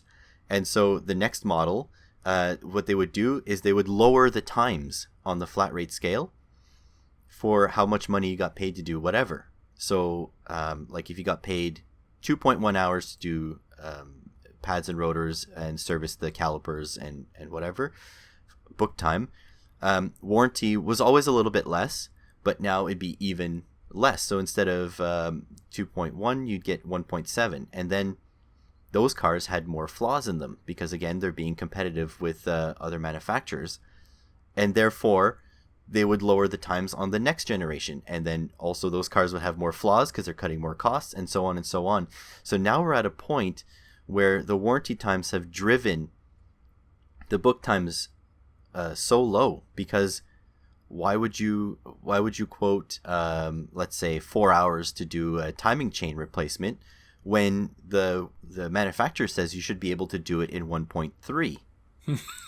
Right? Even though you can't do it in 1.3, you know, some of the warranty times are fairer, but it's driven everything down. Plus the cars became more complex. And so there's more systems to fail. So then when you have more failures because of simply more systems, the warranty times get cut again. You get service bulletins and recalls where the manufacturer says, well, since you're doing 1,000 of these, you're going to get good at them quickly, so we can pay you a lot less to do it. And so right now, I would say in my particular dealership, if you're making a 20-hour day, that's because you're stealing from customers. You're doing work that's not required, or you're cutting corners on the work that is required. I don't think I have ever seen anybody in the last 5 years have a legitimate 20-hour day. Right now, most of the people are doing about 10 hours, which is about fair. So we start at 7:30, we finish at 5, and we have a half-hour lunch. So about 10 is a good day, but you know, it probably trends more around the 6 or 7 hours for your full day of work. So it's plus, you know, buying tools and stuff and actually accruing knowledge. It's tough. It's really tough. But because of that old mentality that you can make more money on flat rate, it's pervasive. It stays. I'm surprised the dealerships haven't started suing the manufacturers over that, because that seems insane. But I'll tell you why. It's because the dealership, we don't cost them anything. Right? If the manufacturer says you get an hour to do this and it takes us 2 hours, the dealership's still only paying us an hour. Yeah. So when you remove the onus of paying the staff from the actual business, right? Like most of you have a job where you have a boss, and that boss will be like, well, I paid you 8.8 hours today, but you only did, you know, half hour of coding. Why should I pay you the other whatever? You know, you'll get pulled into their office and they'll have that conversation with you like you're not pulling your weight. But in my case, they'll just say, well, it's your fault that you didn't produce more, and that's why you only had half an hour, so tough luck for you. Yeah, they have no incentive to hire a small enough number of mechanics to where you get a reasonable number of hours. There's, you know, you basically get the things that you want to incentivize, and they have really no reason to incentivize your well-being in that. Exactly. In the way that works. Exactly. And I'm not anti-corporation, but I do have a little bit of that undertone flowing in me because of my work conditions, you know, coming through the workflow. But it makes sense that a business will do whatever it can to benefit itself. Like if you think your company is pro-worker, it's only pro-worker because it knows it needs to keep you in order to keep the doors open. Absolutely, yeah. Yeah, if a company, like even you'll see companies will say, yeah, we don't use call centers in India. You'll see that they'll actually say that because the fact that they're advertising that they're not using call centers in India, it's because they want to grab more customers, because they're like, look how patriotic we are. And that's actually an advertising technique for them. They've done the math that saying they don't use Indian call centers and paying someone in America nets them more customers and therefore more money than cutting the salaries of these people and just sending the call center to India. Like, make no mistake, companies are self-serving. And in fact, a lot of the CEOs are under a legal duty to make the most money out of their businesses for their shareholders. Oh, sure. Yeah. I mean, they're not, it's not a charity. That's for sure. Yeah, they can get sued if they make the wrong decision. Yeah. And that goes back to, I hear as you're talking about these things, like there's this thing like, this is the system and I'm trapped in it. And I think people listening to this all around the world can, even if they don't know anything about being a mechanic, they feel trapped in the system of being a teacher, of being a waiter, of being whatever their job is. You just feel trapped in the system. And to me, that's where what we were talking about earlier with coding and with the internet being the great equalizer, like you don't have to be trapped in the system. You don't have to work for an incompetent boss. You don't have to work at a place where your time and your energy is not valued. Now, that doesn't mean you can just turn around and quit overnight. But what I love about what you're doing and what I encourage people to do all the time is to move themselves into a place where they give themselves options, and for me, that's what coding was. Coding gave me options. As I got older, I realized, I built a bunch of commercial buildings. I've done a lot of stupid stuff in my life. Like I don't want to depend on a job where I have to be, physically strong enough to carry a 200-pound object. I don't want to be in a place where I have to do this thing that I think is unethical because that's what the board wants me to do, and things like that. And so to me, that's where circling back around to the things that you're teaching, that really equalize it. I'm not saying you're going to turn around and quit your job tomorrow, but like as you begin to develop these skills, it gives you the opportunity to do that and to be able to put a real income in your pocket. Well, I say start small. Whatever your passion is, share it. Start an Instagram account. I know Junk from Work has been on my ass to start an Instagram account, but literally whatever you're passionate about, someone will find inspiration from that, and that person finding inspiration will also inspire you to keep going. So if you, I don't know, if you like knitting, like share your knitting to the world. Maybe that won't give you an income, but at least it'll give you sort of like a connection to a bigger group of people, like for example the maker movement, right, which is super inclusive. You can write poems and be a maker, right? I guess. I'm just kidding. I'm just kidding. No, I mean, writing is an art to itself, and I think that's the great part about the maker movement is that it's all inclusive. Absolutely, yeah. And the thing is too, like you see how Simple Electronics has started his own, his own community, and I've started what I started with UserSpice. But those things a lot of times start by hanging out in other people's communities. Before the name UserSpice came because I built something that basically reworked another project that somebody else had done called User Cake. And so for a long time, I just hung out in their community. I didn't try to steal anybody, but I would help people who had legitimate questions about this other project. And, I would hang out in other Facebook groups and other things like that. I didn't start off trying to build a community. I started off trying to help whoever was in these other communities that needed help. And that's sort of how I got a name for myself. And one of the fun things was like probably 2 years after I started UserSpice, we actually bought all the intellectual property of the User Cake project and all the domains and all that stuff. So it was just, I didn't go in there with that mentality that that's what I wanted to do, but it was a very cool thing to go from helping a community to basically acquiring it. Can we shift gears a little bit and talk about tools? Sure. So, love tools. Yeah, well, I've noticed you have a particular love for some off-yellow brand of tools.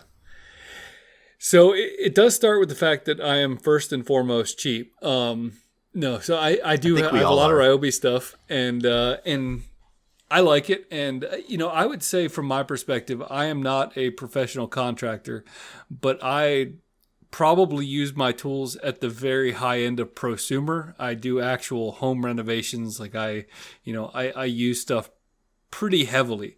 And And the fact is, I think back when they first came out with the 6-pack of Ryobi blue and yellow tools, I bought the 6-pack, and to this day, I've never broken a Ryobi battery operated tool. I've broken some reciprocating saws that were corded and a few other things, but like their 18-volt line has just literally never let me down. And so, yeah, I bought those, and I find them all the time at yard sales. In fact, right now on the Facebook marketplace near me, there's that same 6-pack of tools with no batteries is $20. So I mean, I could buy a flashlight, a vacuum, a drill, a reciprocating saw, and a circular saw for $20 for the whole set. So yeah, I definitely have a fondness for those things. I hate that they add flashlights into those kits. Like, nobody wants to burn a 21 volt battery on an incandescent bulb.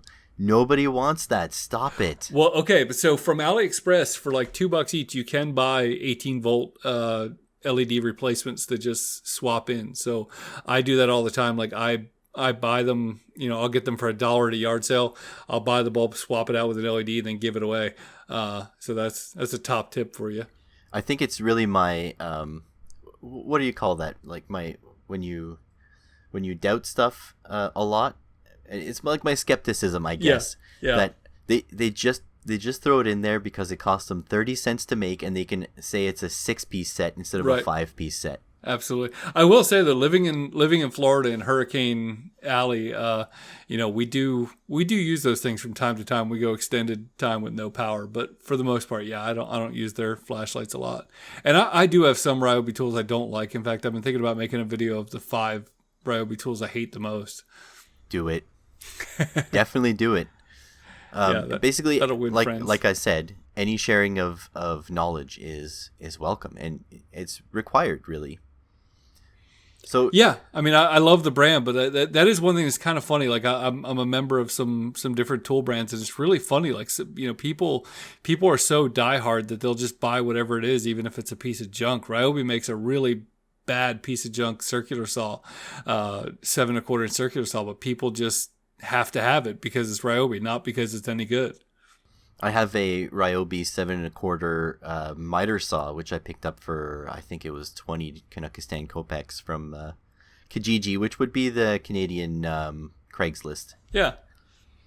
And I like it. It's just a little small for my needs, but then again, I guess I lecture people who want to buy pickup trucks just to drive around town for the same reason that I'm just now finding out that I'm for the same exact problems that I'm having with my Ryobi thing. It is the right tool for the job 99% of the time. It's just I lust after that 1% where I can't cut through a 4x4. Well, and that's the corded one, right? Yeah, it's corded. Yeah. So I did... I'll say this. I did go from having I had a Cobalt 10-inch compound sliding miter saw, and I just always kind of wanted the 12-inch, and I bought the rigid, and it had a blade wobble to it, so I returned it, and I bought the DeWalt 14-inch compound sliding miter saw. I renovated it, to back up for a second. I renovated a house in Maryland during the pandemic, and just because of space, I wound up selling my sliding miter saw up there. So I came back here and bought the bigger one, and I slightly regret it. Like I think the 10-inch compound sliding miter saw is about the perfect size. I don't know that I've actually ever run into anything other than maybe the occasional 2x14 that my other saw wouldn't cut. So there's definitely a limit to that. Yeah, my old man has a 10-inch sliding miter saw, and I suppose for the rest of the stuff that I need, I could always go to his place. We have Canadian Tire here in Canada. Yeah, love that. Jim Tree Living. What would you compare that to? Like, what would be an equivalent American store? Because I can't figure it out. So in the north central U.S., there's a place called Menards that's about the closest thing to a Canadian Tire, because it sounds like you're just gonna see tires all over the place, but it's kind of a mix of a hardware store and a little bit of a Walmart and all that. Most of the country doesn't have anything like that. I would say Menards in the few areas that have it, but other than that, there really isn't any comparison.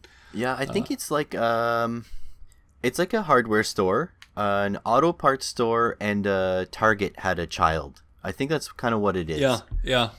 But anyways, they have their own brand of tools, which is Mastercraft, and for most Canadians, that's what all our parents have. They all have Mastercraft tools, because the deal with Canadian Tire is that their regular prices are about twice as much as the tools should be, and when they go on sale for like 75% off. So you never ever buy a tool regular price from Canadian Tire. You only buy it when it's on sale, because then it's actually a reasonable price. And that's when you see, like, we have brands like Wen, like WEN, on Amazon. When the Canadian Tire stuff goes on sale, it goes down slightly below the price of the Wen tool, and you get something that's about the, it's Chinesium quality, but you get it for a decent price, and it's available locally, which is the big thing, right? So would you look at that as more like a Black & Decker type thing? Like if you had to give it an American equivalent?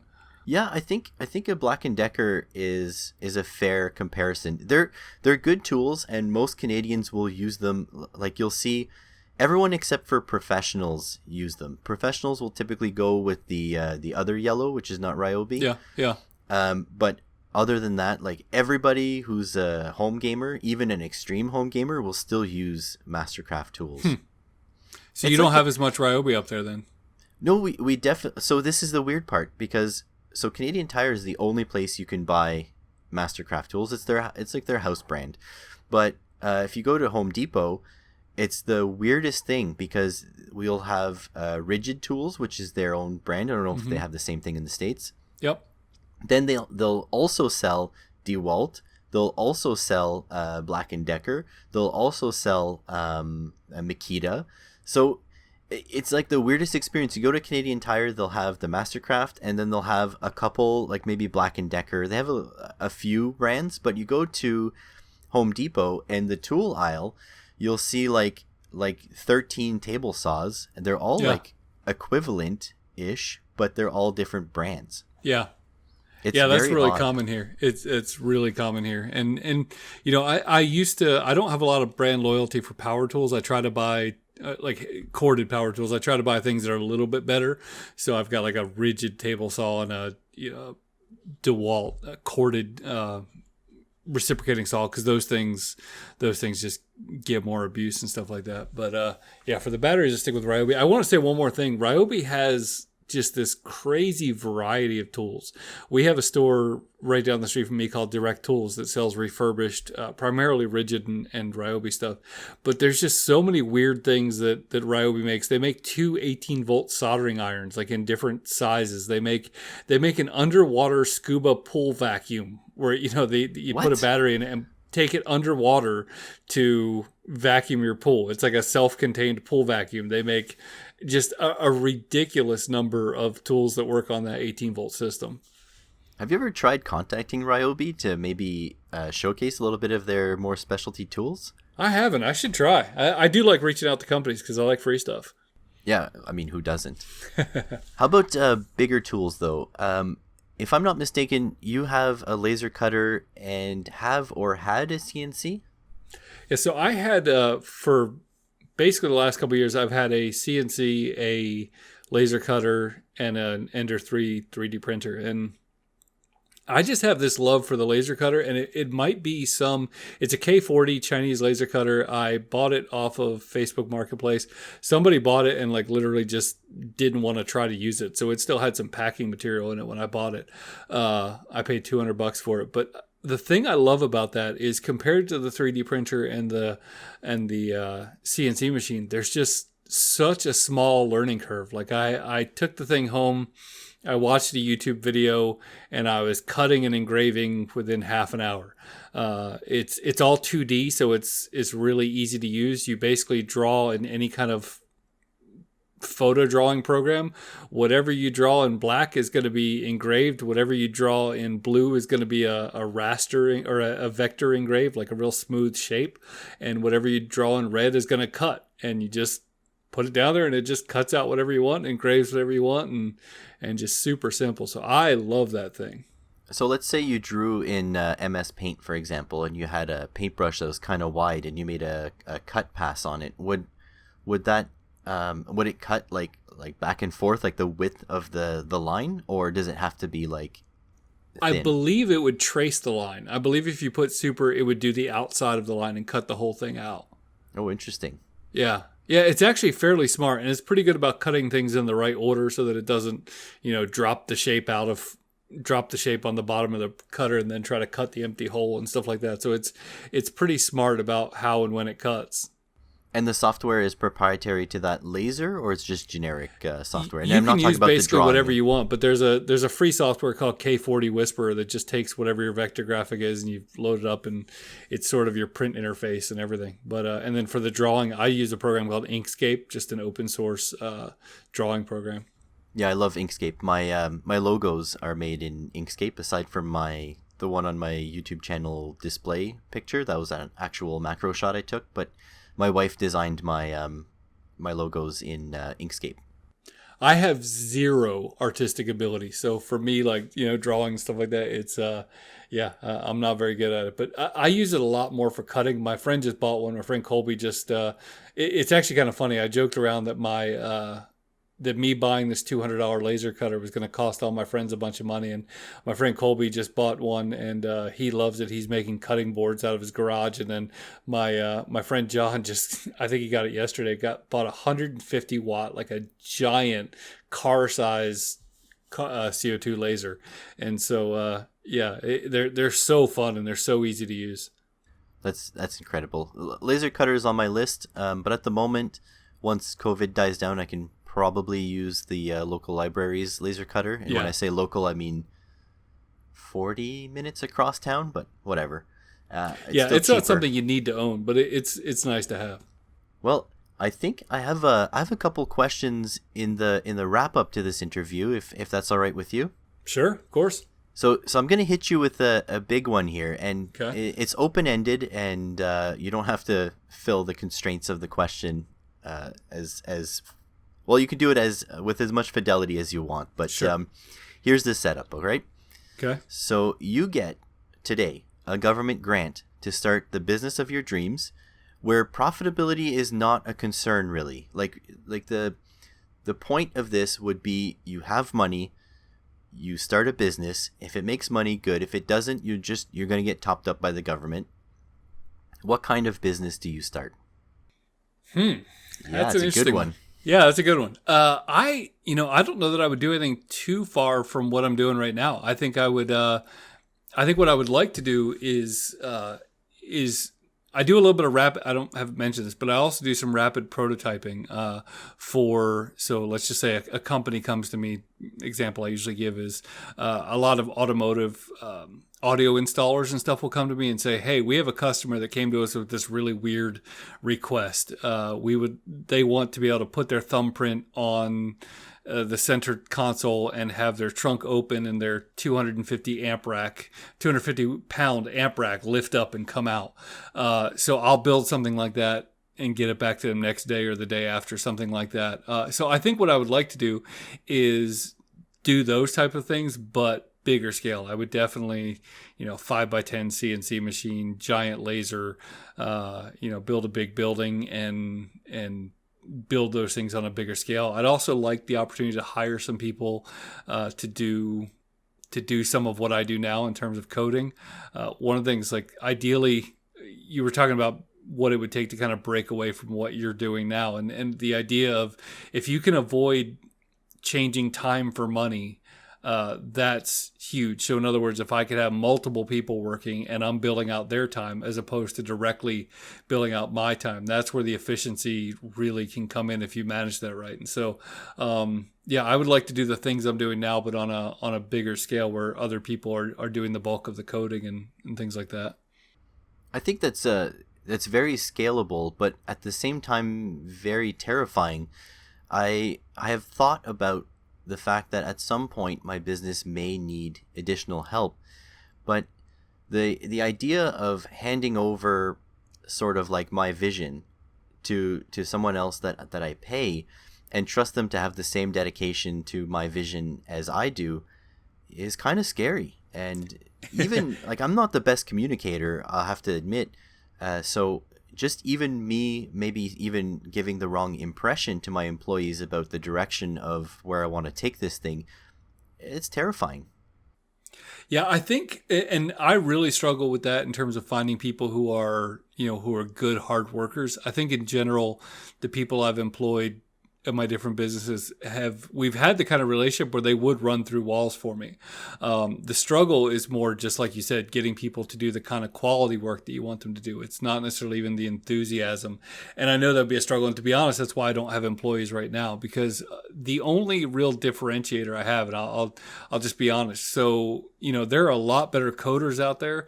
There are a lot bigger software development companies. Like, you basically take any facet of my company, and there are way better people all over the world that you could pick instead of me. The one thing I have, or the few things that I have, are that I do what I say I'm going to do when I say I'm going to do it, and I do it to the quality that I say I'm going to do it, with security and things like that first. And then the other thing that's just really hard to teach is when I code something, I try to anticipate what they're missing. So in other words, when they might tell me they want an accounting software and this is how they want it to work, but they haven't quite thought through all the logic. And so, my strength is really filling in those gaps and helping them see what they've missed, and hiring other people to do that would be very difficult, because you kind of need somebody who thinks like me. But that would be, if I'm dreaming, that's what I'm doing. And ideally the government's going to pay me enough to hire those people from wherever they're at. Yeah, absolutely. If it's a reasonable cost, they would cover it in this hypothetical. Yeah. Yeah, that knowing what you don't know is very very difficult. Like, I'll just give you just an off example. I bought a new used car basically recently, and I had to get insurance that would cover my business my business workings. I don't know if anybody else knows this, but you actually can't use your vehicle that's insured under a regular insurance policy here, at least here in Canada, to do business with. You can drive to work, yep, but you cannot do like business. You can't go from place to place selling goods with your car. You're not covered in insurance. So anyways, I had to get commercial insurance for that, and probably about 15 minutes into speaking with my insurance broker, he's like, wow, you ask great questions. And I think that comes from my fear of not knowing what I don't know, right? Yeah, exactly. So yeah, it's important to know what a prospective client would not know, and have that information for them. Like, I think that's where the frequently asked questions fall short, because I never find my questions on a frequently asked questions site. If they were obvious, you would have figured it out by now. I do have one kind of funny thing. So I have, you don't usually see it in my videos, but I have those shelves that have all my little bins on them in my office. And so I have little bins of Arduino parts and sensors and all that kind of stuff. And I have decals that I don't usually use the company name that I build projects for, but I'll put a decal reminding me if I had a job that grossed over a certain amount of money, it gets a decal on my shelf that my wife, who is awesome, cuts out for the cricket. By the way, she is so crazy supportive of what I did. I locked myself in a closet for months and learned how to code, and she was teaching, and she's been so supportive of this and YouTube and all that. So she makes these stickers for my office that are just kind of a constant encouragement. Like, when I'm discouraged, I can look up and see, oh, hey, these 20 projects, like, they were all successes. But anyway, so I have one that's just a generic 0 to a 1. And the reason why I have that is because oftentimes I'll tell a client that they need to do something a certain way, and they'll say no.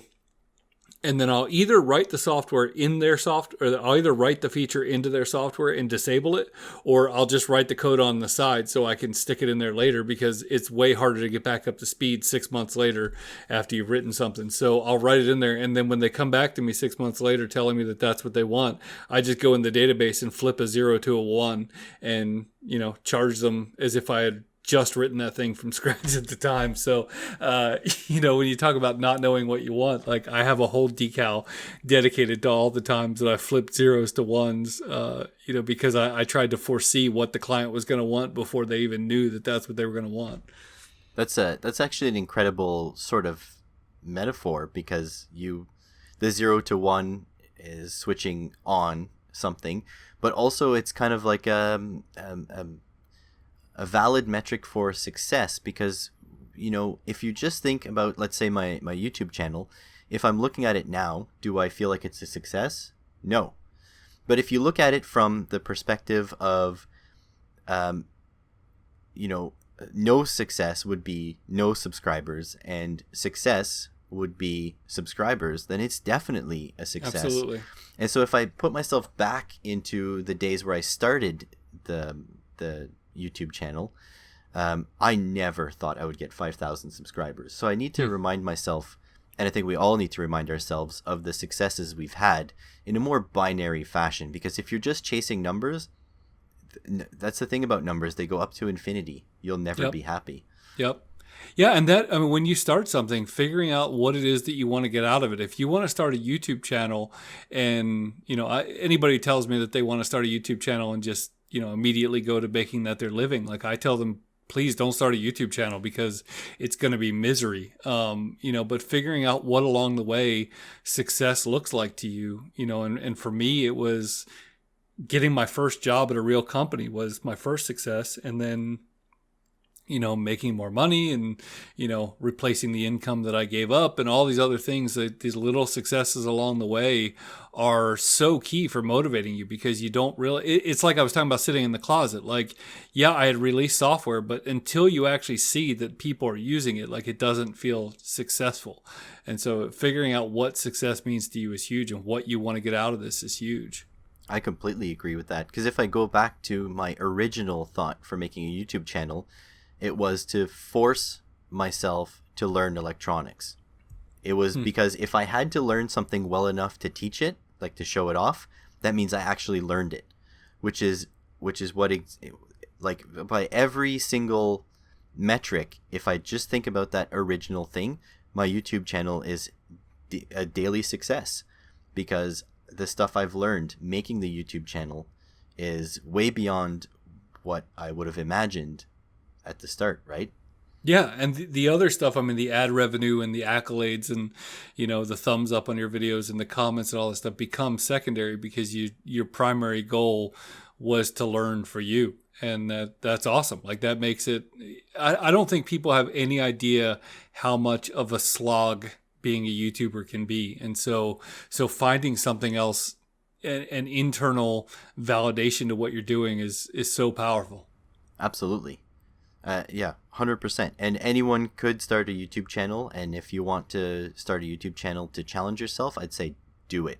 But just don't be discouraged when you end up a year in and you have 100 subscribers, because I'll tell you, frequenting the YouTuber type subreddits, some people are at this for years and have 100 subscribers. So that it simply can't be your metric of success from the outset. Mind you, and there'll always be somebody who's bigger. There'll always be somebody who's doing it better, and so you have to take joy in in the work of your hands on a daily basis, and what you're putting out there. 100%, and of course your goals can change, right? So my goals now, I'm sitting at about 5,500 subscribers at the time of recording. My goal now is to build this to a point where it's going to be, I don't want to say passive income, because it truly isn't. There's nothing passive about the YouTube experience. It's the hardest passive income ever. Yeah, but I mean, maybe something that I can work one day and get paid another day for. Yep. That kind of, I would like to make it so that I don't have to worry about paying my mortgage. And so then I can make longer, more long form videos that might take me a month to make, that I don't have to go and slave away underneath a car 4 or 5 days a week in order to fund just the fact that I'm not releasing videos. You know what I mean? Yeah. Can I ask you a question about that? So what, what is it about your channel that, I sound like that lady who tells people to clean their houses. Like, what is it about your channel that brings you joy? Like, what is it, is it the people who convert over and go to Patreon because they actually took these active steps? Is it the comments? Is it the views? Is the, what is it that allows you to enjoy YouTube through that whole slog? Unfortunately, I don't have a soundbitey answer to that, because the answer is very complex.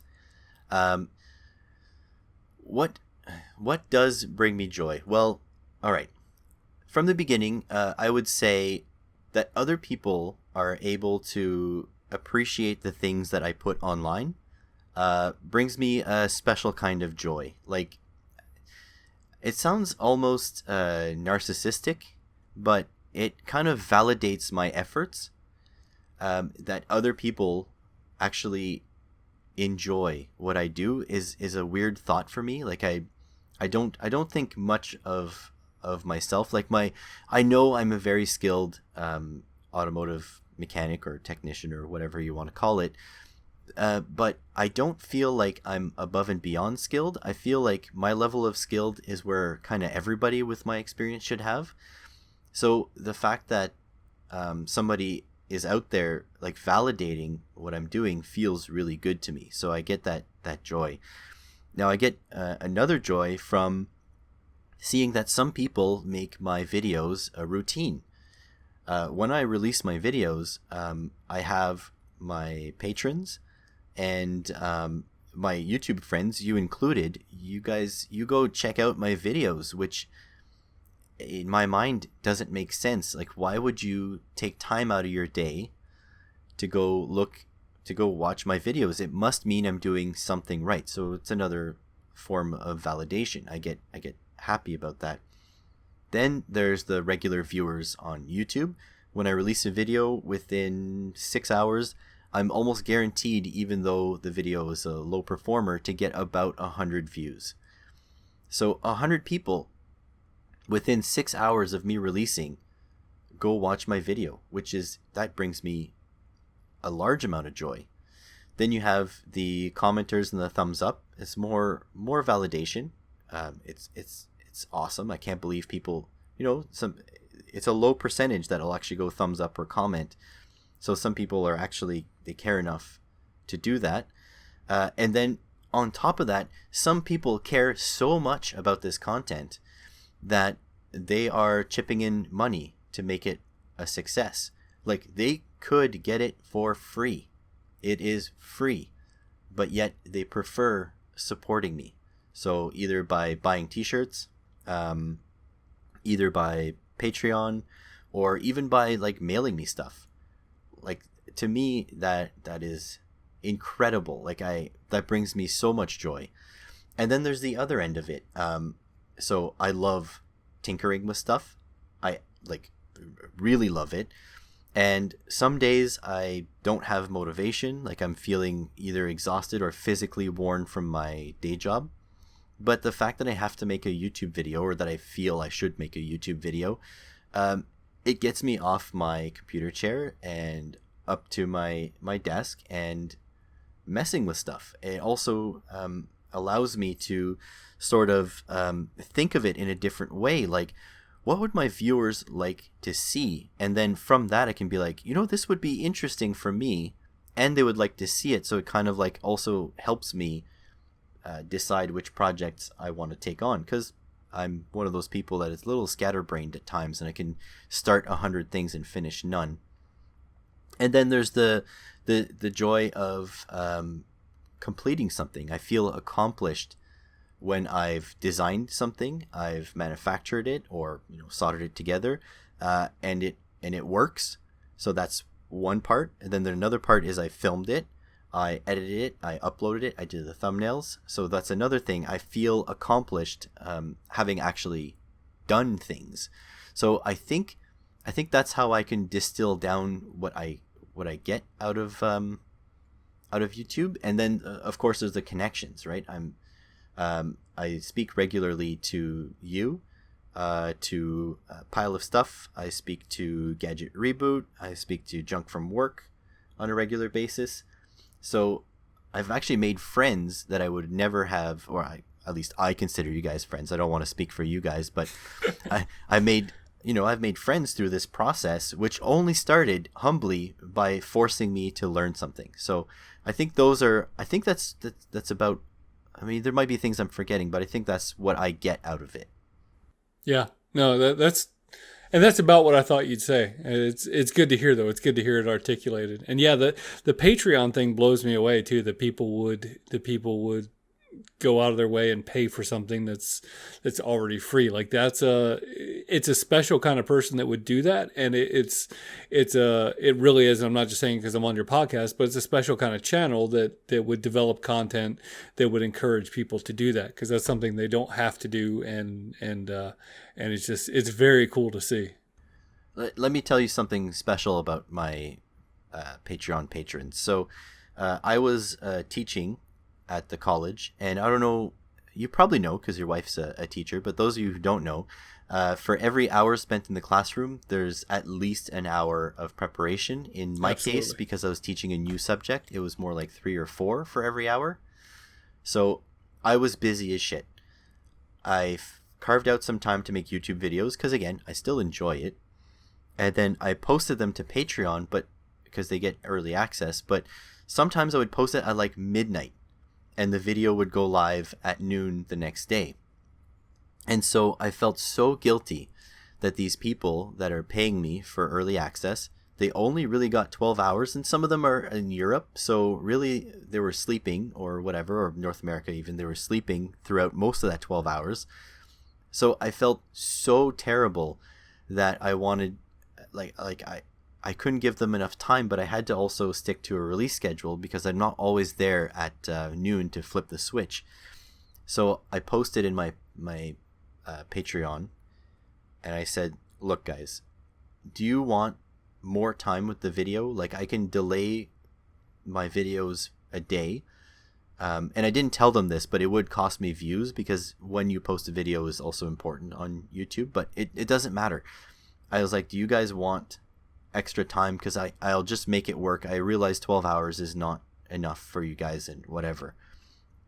And overwhelmingly, they all said, not everyone answers, because it's like Patreon is sort of like YouTube, like some people don't check it all the time, but of all the answers, they all said, we don't really care how long you give us, we're just here to support you. And I literally, like, I was at the end of my rope because I was stressed out about work and whatever, and I was stressed out about them. I just sat there and cried, because I was like, I can't believe these guys care that much. Like, it's incredible. And I think that is the key. I mean, they truly care more about you than the content. They really do. And you've developed that because, of the caring way that you produce the content and the way that you interact with your patrons, both on the video and on Patreon. So I think that's awesome. Like, it really is.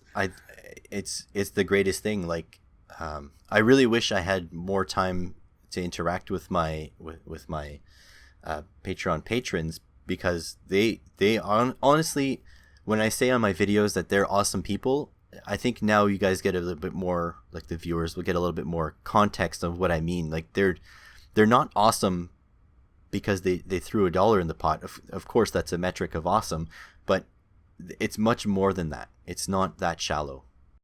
Yeah. I can tell that with your group, especially. Like, you can tell when you're in the live streams, because I mean that's the main interaction that I see with them. But you can tell that, I mean, they're super fans, and they're super fans of you, not just the electronics. Yeah, which is incredible. One of my patrons, I try not to tell. I don't know what people's situations are. I don't want to out anybody to anybody. So I said, oh, I know X and Y chatter from another website, and I don't want to say where. And he's like, he means Patreon. You guys should all be patrons. And I'm like, man, this guy's awesome. Yeah. Yeah. I have one guy who used to super chat every live stream, and then he said he joined Patreon because he's like, oh, I found out that YouTube takes a large percentage of your super chats, so I won't be super chatting anymore. I'll just support you here instead. Yeah, that's awesome. Yeah, good people. By the way, where can people find you and interact with you if they want to? Primary ways in the YouTube comments are good. If you go to userspice.com, you can also go, there's a Discord link at the top of that. And I am on the Discord channel for Userspice most of the days. And it's not just PHP. We have places for help with JavaScript, general chat, things like, even help with C and other things like that. So, I mean, like, feel free to interact over there as much as you want. I would find it interesting if you're watching this podcast on a platform that allows you to comment. I would find it interesting if you or someone you know have used UserSpice. If you could just let us know in the comment section, because I think what we've been talking about here is that it's hard to see the impact you have in the world until someone speaks up. So if you're one of those people, I would really appreciate it if you could speak up, just so we can see who you are. Yeah, if you made it 2 hours into the podcast and use UserSpice, you are an amazing person. So I appreciate you listening. And on that note, I think we're gonna have to end this here, because I know you're a really busy person, but perhaps we could convince you to come back on once more. I would absolutely love that. Seriously, I enjoyed it. It's really weird because it feels like, I'll watch your YouTube video, so I'm used to hearing your voice passively in my office, but it feels like I'm just talking to the YouTube channel. So it's a little weird, but it's very cool to be on here. So I'm honored to be on this podcast. And that's how, ladies and gentlemen, you pressure someone into another interview live. Well, not quite live in this case, but you know what I mean. Well, so I'm the guy that says I'm going to put things in my YouTube description and don't do it. So, but I'll come back on the podcast. Promise. Yeah. You just need someone to highlight that to you, the fact that you forgot that. I can always appreciate that you call me out on my garbage in my comments. Oh, I wish, I won't say I wish someone would do that to me, because I think the comment section pretty much does it for me. But I felt it would be better coming from a friend. Yeah, absolutely. Well, I want to thank you guys for listening to this podcast and making it, just about 2 hours up to the end. Let me know what you think of this format, and everything is always changeable. So if there's something you don't like, let us know. But if there's something you like, also, that would be really great to know. And so I hope to catch you on the next one. Thanks for listening.